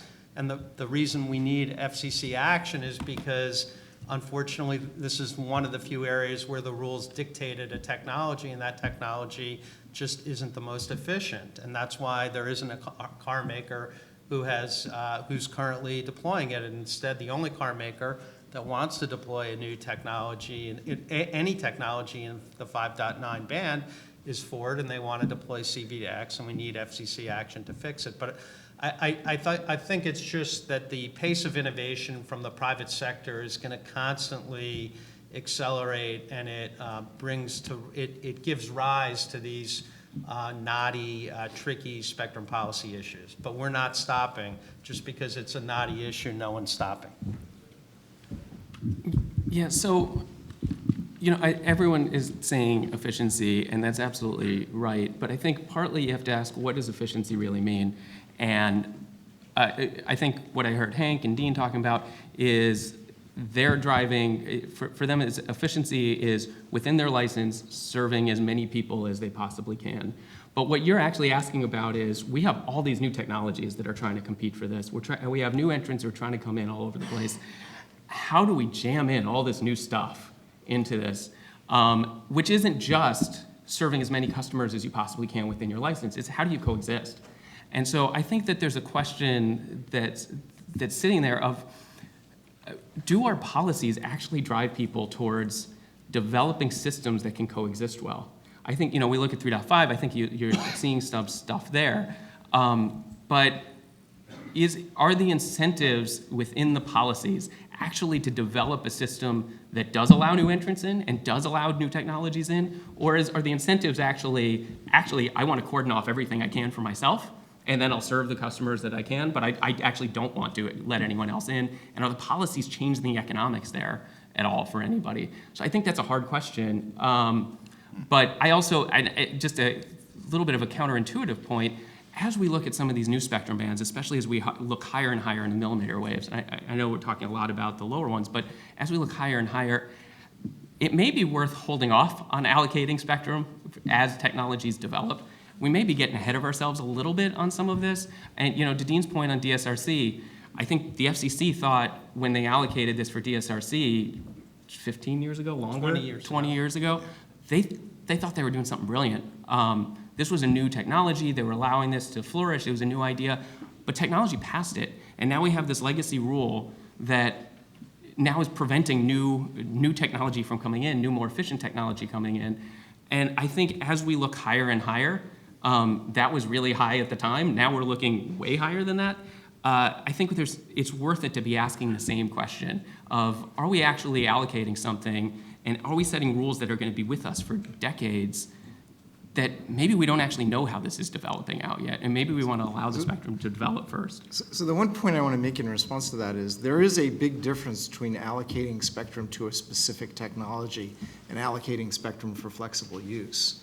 An entity who holds flexible use rights does have incentives to drive that spectrum to its highest valued use. That is very different from a situation where spectrum is allocated to a specific technology. Yeah, I guess it's how flexible are you talking about? Some of the licenses that you think are flexible use, I think are unusable for things that we're working on. So I get your point. I think that's right. But I think there is just a bigger question of, should we be always assigning and deciding way in advance, we want these to be these kind of technologies, these kind of technologies, and you guys really should stay out of each other's way? Or should we be thinking about incentives to let things coexist? As we look at higher millimeter waves, is it physics that says that satellite and terrestrial can't be in the same place? Or is it that we just haven't looked at the technology and invested in technology to allow that to happen? Thank you. Yeah, I'll jump in. Sorry, distracted. I was just going to say that I think in terms of public policy to facilitate federal non-federal sharing going forward, yeah, I certainly agree with David that the proper incentives are really important here. So I mean, I've long held that we need to look closely at the authorized uses of reimbursements from the Spectrum Relocation Fund, and right now that's tied to auction revenues, which is sure auction revenues is a huge value to the country, but there's other valuations of spectrum that is not sold at auction. The rights to it are not sold at auction, whether it's unlicensed or the GA tier within CBRS. And the value of the activity in those bands is huge to the country. So we shouldn't discount that value when we're incenting federal agencies to potentially find ways to share or relocate, for that matter. I was encouraged to hear that there's going to be an RFC looking into leasing of federal spectrum by non-federal entities. I think that would be a positive step as well. But Chris started off his comments saying, referencing something that Ian mentioned, and I thought he was just going to start with, I think one of Ian's summary points being, we're moving from the mindset of exclusive use to, shared use under the right parameters. And I really am seeing that progress happening, within the federal spectrum holders.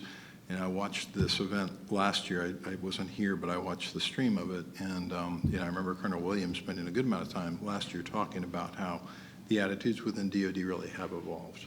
They understand the industry pressures that are growing from the new technologies, from the need for wider bandwidths, as Chris was talking about. Our world is increasingly wireless. There is no doubt about that. And if we are going to, remain competitive, be the global leader in innovation, and reap all the economic benefits, then we've got to stay at the front of that. And making spectrum available is key to that. And I do believe that now the attitude is shifting more towards how do I share? Here are my parameters, safety, don't do anything that's going to impact the safety of my airplanes, and let's have a conversation about that. So I think once we, have those parameters established and we begin having, real collaborative conversations about what sharing can look like, I think we're in a good place. But I do like the idea of, proper incentives for federal spectrum holders. Thanks, and I think that's actually a great segue here. I wanted to bring up. We talked a little bit about the presidential memorandum on a national spectrum policy, which we're truly trying to make a holistic policy for the country. And going back to the PM, there were some tenets that the strategy is going to expand on. I'm going to mention a few of those, and then maybe we could react a little bit to those, as well as maybe if you have any thoughts on how government might tap into industry and work collaboratively to move some of this forward. There's the obvious one of increasing spectrum access, again, for all users, and this includes sharing, but also by being more transparent in how spectrum is used, both on the federal and non-federal side, creating flexible spectrum management, and this is not just in a license, but again, standards, incentives, enforcement. How do we bring flexibility in there?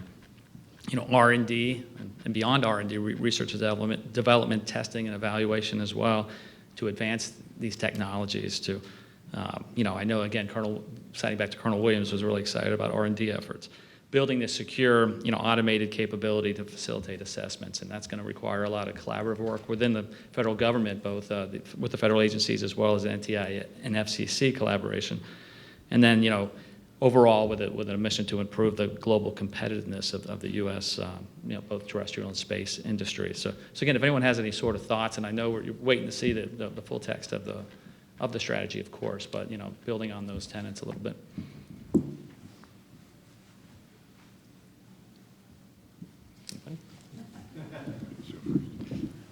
I mean, here, I'll just say this. So what actually struck me during the Deputy Secretary's comments was that if you closed your eyes, those comments could be given by basically every regulator in the world. That it's actually remarkable what a global, now I'm going to say this, I know at the WRC there are, a myriad of issues, but if you go, I was at Mobile World Congress China in June, and I heard comments from Chinese and other Asian spectrum regulators, and I don't think you could substitute her text for their text. And I find that, a really heartening discovery. Great. Excellent. And any other comments? Okay, I'm going to open it up to some questions from the audience. I have some more, but let's, I'm sorry, do we have a comment? Yeah, I was going to jump in, Derek. I didn't want to. One of the questions that was in the memorandum was about expediting coordination of shared use among federal and non-federal stakeholders. And I think that's something that's very interesting to us. And Colonel Williams, I think, said, we need, talking from a DoD perspective, we need to modernize, automate. I took it as automate, our systems and our personnel. And then he said, it's taking way too long on some of these issues. And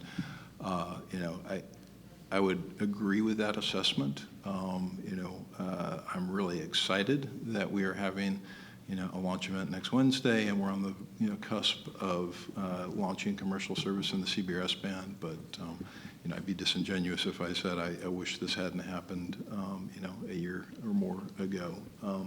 Now, I think some of that is, it is unprecedented what we've done here. So, it's been a little bit of, and it's been, I think everybody's been working well together in good faith, industry, government.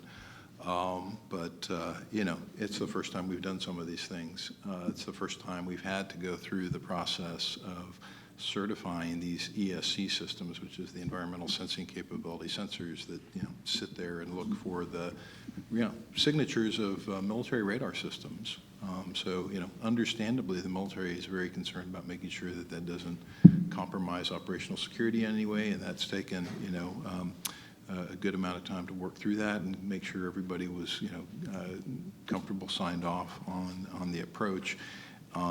And Then I look at the certification of the SAS systems by ITS, and that, again, we hadn't really done something like this before. The commission hadn't been in a position of having to certify a solution where you combine a database and a radio and you get an output, and you have to make sure that that output is protecting the incumbents properly. So a lot of this was really groundbreaking, and I can't say enough about Rebecca Dorch and the folks out at Boulder who led that effort, the long hours they put in, and we really appreciate everything they've done there. But I do think that, now that we've broken the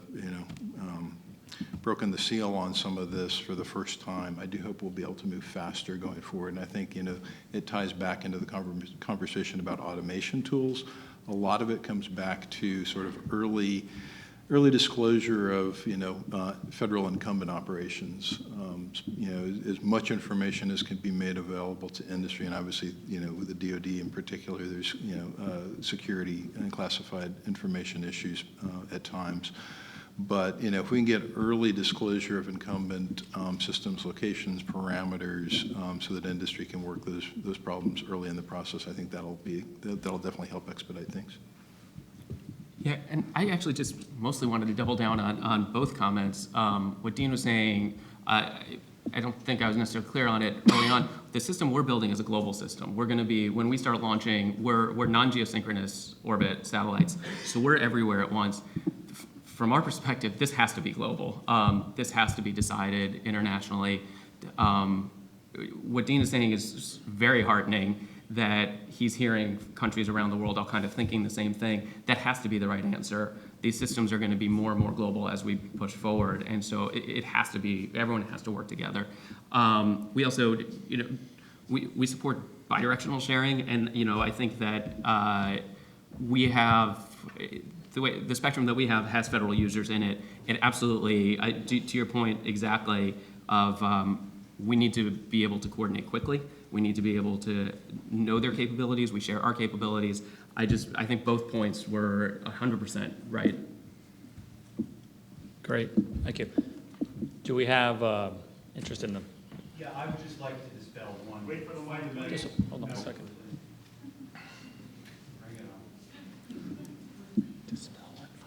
And make sure you identify yourself as well. Peter Esser with NXP Semiconductors. So there is a fundamental fallacy. In terms of connected vehicles, DSRC is the sole extant technology that's out there. It's been tested, it's been vetted, and more importantly, it has been deployed. In fact, it's been deployed by a major US OEM, albeit on a relatively limited basis. What we need is certainty coming from the FCC. Certainty as to preservation of 5.9 for automotive safety applications. There's nothing wrong with C-V2X as a future technology. In fact, we embrace it. We look forward to some degree of interoperability and coexistence. But barring the introduction of 5G tomorrow, you're still looking at somewhere in the high 30,000s to 40,000 fatalities a year on America's roadways. The technology exists to deal with that Do you have a problem question? now. Question for the panel? That's the question. When do we get it? Yeah, the only thing I will say is I do think there's regulatory certainty. If I look in my FCC rulebook for 5.9 gigahertz, there's a full set of rules about the deployment of DSRC. So there is certainty in the sense that DSRC is the only technology allowed to use the spectrum, and C-V2X or anything else for that matter isn't allowed. That's the situation. Other questions out there? We have one over here.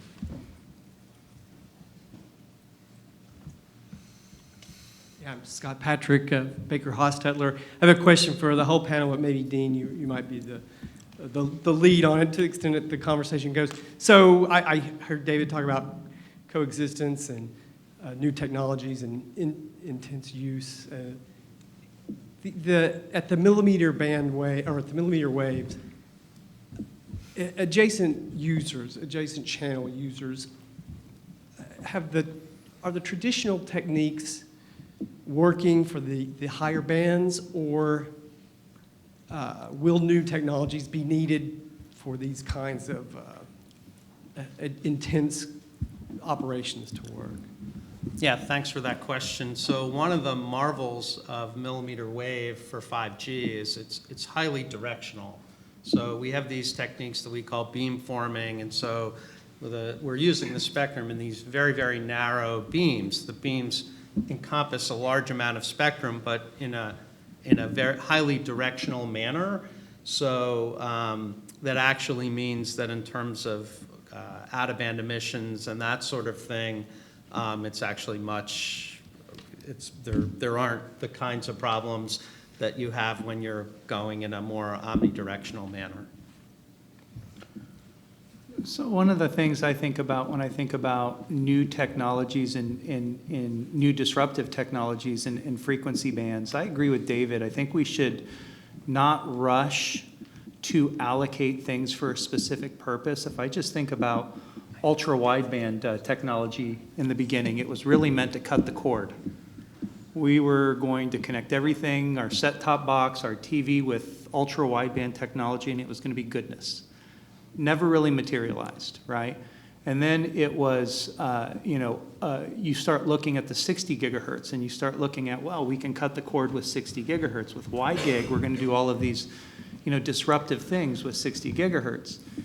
Never materialized. But what we're seeing now with 60 gigahertz is fixed point-to-point with massive MIMO beamforming, similar to what Dean is saying. And you're going to see, fantastic ways to move massive amounts of data short hops. I think you're going to start to see this technology used in field motion disturbance sensors. So we have more of a Tom Cruise-like, I'm waving my hands in front of the phone, and I'm able to do a whole lot more without actually touching the handset. So, you're going to see advances in these technologies. When I think about DSRC and I think about allocating it 20 years ago, we didn't have all these cameras and sensors and all these other things in our cars. So the use cases that DSRC is trying to solve is a subset of what they had originally intended to solve. Now, it might be that there'll be some new use cases for DSRC or for CV2X, but it's important to understand that you don't just have one tool in your toolbox. You have more than a hammer, right? We have multiple different things that we're trying to accomplish in these bands, and I think that we shouldn't take a very narrow focus with respect to how we're allocating spectrum, especially long-term, given how quickly technology evolves. Yeah, it's an interesting question. So we use phased array antennas for our satellites and our user terminals, which operate similar. We have the beamforming, beam steering, and so I think we can get closer in with each other. I think we can do that if everybody is investing in technology and using that technology. But kind of getting back to maybe we're getting a little bit ahead of ourselves. We're still deploying in the 28 gigahertz band. And figuring out how those rules work and how to accommodate all of this. Those rules have already been imported up into the 37 to 51 gigahertz band before we really have tested them to see how they work and to see if there could be any refinements on it. So now we're already looking up, and we call it the V-band, in the V-band, and we're looking at exactly the same rules without actually having developed the technology to see how they all work together. So kind of getting back to my earlier point, maybe you put the brakes on it a little bit as the technology is developing. And I'm not saying that we put the brakes on developing the technology at all. I think we want to get this out as fast as we possibly can. But I think there is an amount that we should understand how the technology works before we start limiting uses. Thank you. Do we have any other questions out there at the moment? We got one over here. Hi, my name's Toby and I'm with Policy Tracker. I was wondering if you could share your hopes and fears for WRC 19, the World Radio Communication Conference, or if it's more or less relevant from the context of the US National Spectrum Strategy. Thank you. So I think the question is primarily around priorities for the WRC. Well, I'll go. I mean, the one that has obviously gotten a lot of attention is because of the machinations between the FCC, the Commerce Department, NTIA, NOAA, State Department. I'm not sure if I've left anyone out, is over this 24 gigahertz issue. And also the Hill's been involved. And I think we're, very, very hopeful that perhaps that I know that there was a U.S. position which was finally formed and I think adopted at a recent CTEL meeting, and I think that 24 gigahertz issue, which is a global issue because that band goes from 24 up to 24.7, 27.5, and so it's a key band for 5G in Europe and in Asia, as well as in the United States. We obviously hope that that issue, comes to a soft landing. Yeah, I'd just like to reiterate that leaving aside how we got here, we have a U.S. position, and our hope for WRC would be that that position would be supported and ultimately some version prevail. Thank you. Looking out here for more. Again, while folks think of a question. Oh, we got one over here. Hi, Rob Thormeyer with the Utilities Technology Council. I wanted to ask about the 6 gigahertz band. As folks know, that there's been a lot of opposition to that band from a number of critical infrastructure entities, including utilities, public safety, railroads, and in fact, last week, the Department of Energy sent a letter to the FCC and NTIA about the AFC in particular, about offering their national labs to test that system. So I'm wondering if anyone has a reaction to the DOE letter and their request to test that AFC. Thank you. So I'll take the first shot at this one. So yeah, there's a lot of really important safety critical incumbent users in the 6 gigahertz band that need to be protected. Thankfully, the FCC has an Office of Engineering and Technology that engages in these types of proceedings with a high degree of technical rigor. And they ask entities to bring before them technical parameters that are required for their systems to meet their design targets, such as the availability, maybe those critical links that are used to pass control signals for these utilities. It could be public safety, or it could be operator backhaul. But the FCC is, very rigorous in investigating, sharing, and I think that there's a very robust record right now demonstrating that Wi-Fi style devices, which we're calling RLANs because it could encompass devices such as 5G new radio unlicensed, absolutely can share the band without fear of harmful interference. Now, anytime you talk about upsetting the status quo, especially in a band where there's a high density of use, certainly understand that that could be a cause for concern for incumbents. I think my recommendation would be, rather than talking past each other, it'd be a great opportunity for the utilities and the utility industry to engage directly with equipment manufacturers and parties that are seeking to deploy the band. We've become convinced after 4 years of research that it's absolutely possible to share this band in a way where we could bring, terabits a second in a given community with a incredibly low probability event of a very, very slight degradation of maybe a few kilobits or megabits a second. So, we've become convinced of that, those of us that have been deeply engaged in research, and, would welcome one-to-one conversations and discussions to make sure that, all parties really understand the core objectives and how these technologies can coexist. So I do want to reiterate one point Chris made that I agree with, which is I think the FCC process will be a process that will figure this out. I don't think AT&T is at the point yet where we're comfortable across the board that this use can occur in critically, I would say, 2 components have to be in place, that we avoid interference, and then if interference occurs, that there's a way of identifying the source and mitigating it. And so, we're eager to participate in the process and figure out, what is the right answer for sharing the use of this band without harming the existing operations. Yeah, and the only thing that I'll add is, at Qualcomm, we talk to everyone. So we have had direct interaction with both the UTC, and we've done an extensive analysis of one utility's system and how it would or wouldn't be impacted by 6 gigahertz. And the bottom line is, as Hank is saying, there's no like allocating new spectrum in the middle of the night, when no one notices.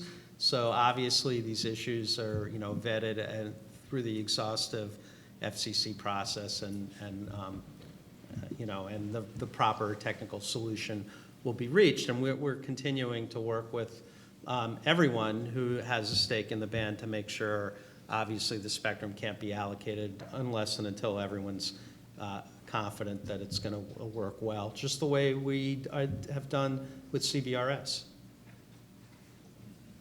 Great, thank you. Other questions? I'm Leila Ribeiro, and I work for Matter. And this morning I heard both from on previous panel and right now a lot of support for sharing and collaboration. And the question is for the whole panel. In your opinion, what is the best way, the best approach for that collaboration to happen? And what are from your past experience, what are the things that worked and haven't worked in that collaboration? That's the question. I'll take the first shot. From my experience, the best solution is direct engagement privately before you start firing salvos publicly that are very hard to reclaim, right? So, but I think the more that you can talk to one another rather than past or at one another, and really try to understand the core objectives of both the parties that are in the band and have important operations, critical to their operations, need to be protected, but also understanding the perspective of the parties that are seeking to deploy new services and trying to understand all of the technological rigor that went into the analysis prior to deciding to seek to deploy these new technologies. So it's really having these deep, meaningful conversations where you learn a little bit more about the current systems and requirements, not only where people are today, but where they want to go. Yeah, I'm just going to come back to something I said earlier, which I think early engagement, and I'm thinking about this specifically in a federal, non-federal sharing type of a scenario, but I think early engagement is critical, and to Chris's point, if you can sort of have that and study groups that can be frank and honest about what the incumbent situation is and whether or not sharing is possible or not to begin with, that's a good starting point. And then you look at the actual protection issues, and then you work collaboratively over time to address those. So I think one of the probably not so great examples would be what happened with the 5.35 to 5.47 band, where industry's expectation was that that would be allocated for unlicensed operation, and then kind of proceeded along that path for a few years, and then found out that that wasn't going to be possible due to some of the federal operations there. I think CBRS is the exact opposite example. I think it's a very positive example of how collaboration can take place. I think both Charles and Colonel Williams, if I remember correctly, talked about when we first looked at the shipborne radar systems that have to be protected there, it was like, okay, well, there goes the coasts of the U.S., and there goes about 65–70% of the population. So commercial interest would have been probably suspect if that was the way this would have rolled out. And so we looked at that. We spent a lot of time thinking about how can we provide operations there, do it in such a way, again, that the military is comfortable that we're not compromising operational security in any way, and we came up with this really novel approach with the ESCs combined with these dynamic protection areas, which are just huge swaths of ocean, and so there's no way to really pinpoint the location of any asset based on that. So, yeah, I think early engagement, direct engagement, that was something that CommScope through both our Ruckus and our CommSearch units provided in our comments to NTIA, was that we need to fully exercise groups like the CSMAC and Joint Working Group to really try to look at those bands as early as possible and have open conversations about those things. I guess I would be remiss not to mention it. It certainly is, sharing is certainly a big part of, the way spectrum is now being thought about. But getting back to my opening remarks about 5G, I think it's important to recognize that in the U.S. 5G, the deployments, a lot of this is going to take place on frequencies that are licensed for flexible use in a more traditional sense, whether we're talking about the millimeter wave bands, whether we're talking about mid-band spectrum. The FCC will be holding a series of auctions that will be critical to the success of 5G. Great, thank you. I'll have one over here. Hi, Bertram Lee with Public Knowledge. This is more of a question for Hank and Christopher. I think that you all talked a lot about expanding the range of spectrum to kind of like give 5G more rural broadband access, but how do we make sure that the expanse of 5G doesn't already benefit kind of communities who are already seeing 4G access and 3G access, and make sure that the expanse of 5G actually benefits all Americans, rural and those who are in the broadband kind of like digital divide at the moment? Thank you. Sure. So the Telecommunications Act specifically directs the FCC to ensure that that these services, advanced communication services, are available, generally speaking, both in high-cost areas and in communities where they might not be. This is a public policy issue. I think that the FCC, it is really their job. They've been told by Congress to undertake policies to ensure that these services are available. And I guess I would say, I think it took the FCC a long time, really, to start to refocus universal service, its universal service program, away from traditional voice services. And that process probably started in 2009 when they did the National Broadband Plan, and it's moved forward. I think it's taken a long time. Government, I think, going back to a point Dean made earlier, the private sector moves really fast here, and the government has moved more slowly. But ultimately, this is something that the FCC needs to figure out. What are its priorities? How does it define the level of connectivity that it wants to pursue? And then how does it fund it? And I think those are public policy problems for the FCC. Yeah, so I would just kind of go back to the underlying premise of the previous panel, that you have all of these divergent, sometimes seemingly divergent interests, because different parties want to provision a service using different technologies, whether it's satellite, cellular, Wi-Fi, wired. You have a variety of communications capabilities, and I think at the end of the day, consumers, whether they're in urban areas or rural areas, they're really just looking at key capabilities. So I'd go back to thinking about 5G as the services that will be enabled, all of the economic output that will be enabled, and having fantastic cellular networks with 5G and understanding how it's blanketed across America is going to incentivize application providers to provide these new disruptive applications that so far we've only seen in movies, right? And you'll begin to see some of those technologies deployed. As you begin to see these application providers deploying these new technologies, I think it's going to be agnostic to the radio access that's being deployed, whether it's Wi-Fi, it could be Bluetooth, it could be a brand new proprietary technology, it could be 5G. But at the end of the day, the consumer's really looking at, what is this capability and how do I get it, right? And so if we think about rural connectivity, I think the WISPs have been doing a fantastic job in spreading broadband. I've heard a lot about satellite provisioning brand new coverage. So I think it's probably going to be an all of the above approach. And so I think that we need to be, continue to drive towards looking for the most economic means to provision these capabilities to these rural areas. And, it is important that we close this 5G divide. I think it could be starker than the current digital divide because of the new capabilities that one will have with these new 5G services. I feel so teed up. I don't know how to not answer that. Yeah, I think the answer is it has to be more than one technology. For us, but it's not just us. For satellite and a number of technologies, the economics are different.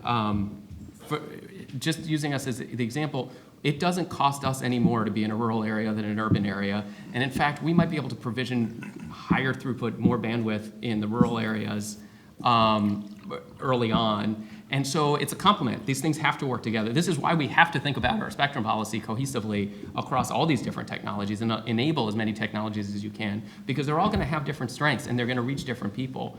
And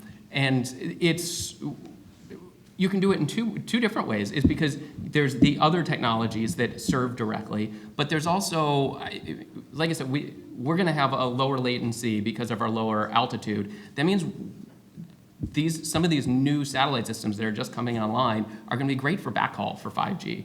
So it potentially moves what could have been stuck kind of in the very urban areas and pushing out to rural, can leapfrog them out into rural areas much quicker by not having to wait for fiber to be deployed, really expensive fiber to get out to the really remote areas. They could potentially jump in there faster by using a different technology for backhaul.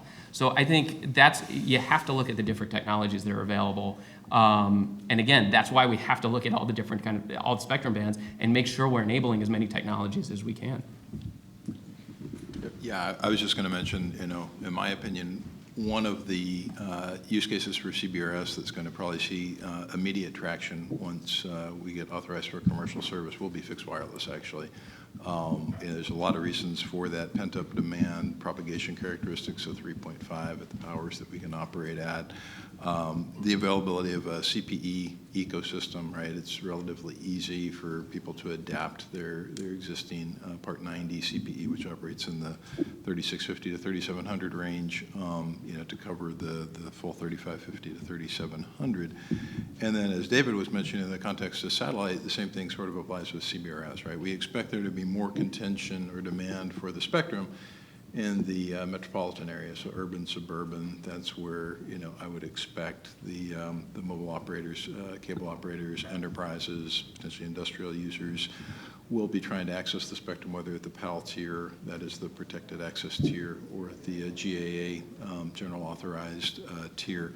But you go out to more rural areas of the country, and I don't think you're going to have that same demand for those spectrum resources. So it becomes very attractive for operators such as AT&T and Charter. They both talked about using CBRS to extend the reach of their fixed broadband networks.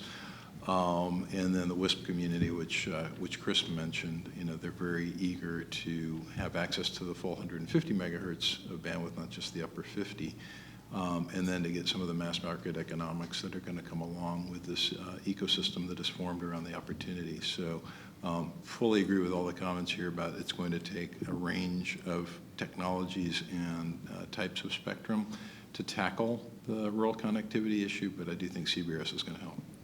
Yeah, the only thing I'm going to add is I'll go out on a limb here. I predict in the next 3 to 4 years, rural broadband, rural connectivity will improve dramatically. Every presidential candidate basically is talking about it.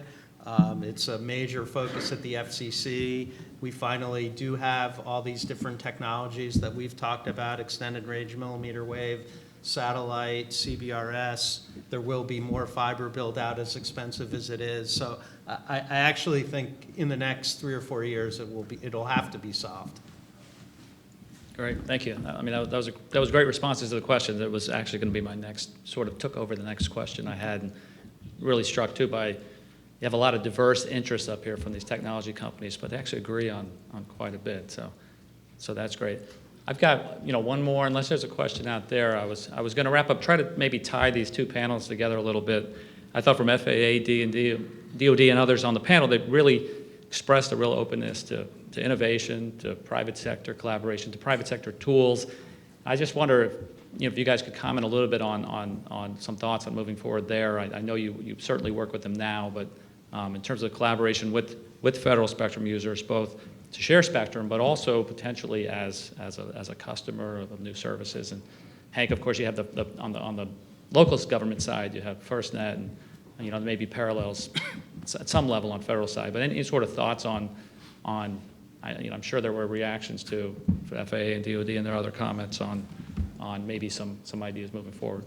So, look, I think in a sense, commercial services are a way of using the market to share the use of spectrum among a multitude of different users and different kinds of use cases. And I thought the comments from the gentleman from the FAA were very interesting. And, you know, in a sense, I had the impression that it was an eye-opening experience for them to see that they could go to the commercial sector, specify their needs in terms of requirements, and then get the level of service that they needed. I think from the mobile perspective, 5G will extend that because the capabilities of it are broader than the capabilities of the previous generations. And so those opportunities will only grow over time. FirstNet obviously is another great example of a kind of collaboration and sharing that produces great benefits for different kinds of users. And so I guess I would strike a very hopeful chord about the future of these kinds of approaches. Other comments from anyone? Yeah, sort of, you know, how can we benefit from, you know, increased automation and the awareness that we're getting of the spectrum environment, you know, in concert with our federal partners. So, I mean, I think, as you said at one point, Derek, you know, Colonel Williams obviously is very interested in collaborative research efforts between industry and DoD in particular, and then we've got, you know, some DARPA-led efforts looking into that as well. I think again, we're really getting new capabilities fielded with things like SAS, with things like ESC, even with the coordination tool that we've got up at 70, 80, 90 for fixed links up there, where you know, third-party industry-hosted databases can communicate directly with the NTIA database and get a, you know, green light or a yellow light sort of readout pretty quickly on whether federal, you know, services would be interfered with by a new entrant. Automation around leasing. One of the things, again, you'll be getting comments from us on your RFC regarding leasing, I can assure you. One of the things that the commission did that I think is really progressive is they put in a what's called a light touch leasing framework within the CBRS rules, and that allows a priority access license holder to enter into a leasing agreement with a lessee. And it's all automated. So the lessee essentially gets pre-approved or pre-certified by the commission, and then that's a one-time process, and then they can go enter into an agreement with a PAL holder at any time and actually inform the commission via one of the SAS providers. So you actually register it with the SAS, it's actually activated by the SAS, and then the commission reviews it retroactively, which is huge. I mean, we've never had that sort of capability. So, I mean, those kinds of automated processes that can really expedite spectrum availability while making sure we're protecting things, following all of the policies, I think are going to be huge. And then to your point, Derek, about, you know, how can federal agencies also benefit from, you know, what we're doing commercially. I mean, we talk a lot about the federal holders, and particularly DoD as an incumbent, protected incumbent in CBRS. We fully expect, you know, federal agencies at large, including DoD, to be users of CBRS services, right? So Colonel Williams talked about, you know, smart base initiatives, smart depot initiatives. You know, I can tell you I've talked to a lot of federal agencies about how they can utilize CBRS spectrum and the equipment that, you know, goes in there to meet a lot of their needs and their use cases, and there's a lot of interest in that. Excellent, great, appreciate it. I will open up if anyone wants to make any final comment on that. Doesn't have to be another question, any wrap if you'd like to provide a final comment. I was going to go off a little bit of the other spectrum. We work with the government all the time. I was actually really excited to hear about the NASA Spectrum Symposium next year. But it's not just broadband, right? The spectrum is getting used for all kinds of different stuff. NASA is doing all kinds of really cool stuff. They're going to go to the moon. They're talking about going to Mars. We're hoping to work with them on all of those projects. That all takes spectrum too. These are other uses that we need to make sure that we're accommodating. In order to launch, like I said before, you need to have spectrum. Right now we use federal spectrum. The system is a little cumbersome, but and probably could be streamlined a little bit, but we have good federal partners there. But we're also looking at how do you communicate? If you're going to go and put people on the moon, what frequencies are you using? If you're going to have commercial partners who are working on that, how are you going to do that? How do you communicate with Mars? How are you going to do, I mean, one of the things we are talking about is point-to-point suborbital rockets. What spectrum is allocated for that? So I think these are all things that I think we all have to work together. These are new, different kinds of uses. The government, federal users have been great partners for us on all of these things, and so I fully anticipate that to go forward. Great, thank you. Anybody else? All right, well, I want to take this opportunity to thank the panel. Ask you guys to stay here for a moment. We're going to have a real short wrap up, but if we could have a round of applause for the panelists.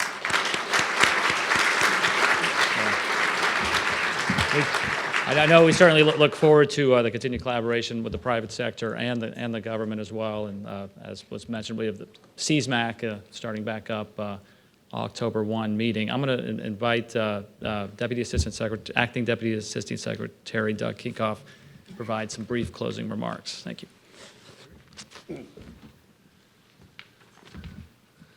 Well, thank you, and thank you to the panelists. As we close the second symposium, I'd like to thank you all for coming and sharing this event with us. I hope you found it as both the speakers and the panels as informative as I did. You've heard from Acting Deputy, or I should say, Assistant Secretary Diane Rinaldo. You heard from Deputy Secretary Karen Kelly and Associate Administrator Charles Cooper on the efforts the NTIA and the administration are taking to ensure U.S. leadership in spectrum for both government and commercial needs. And our panelists delved into how spectrum impacts the use of, how spectrum policy impacts the use of spectrum, both federal operations and non-federal operations. I found that very informative. NTIA looks continuing the dialogue and ensure that we gain perspectives from all our stakeholders as we advance spectrum policy work. Please look to ntia.gov for important upcoming news, now the commercial, and releases.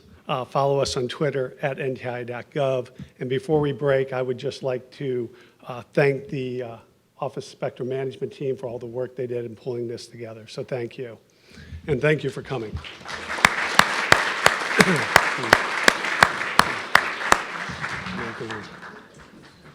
Thank you, Dean. Very good.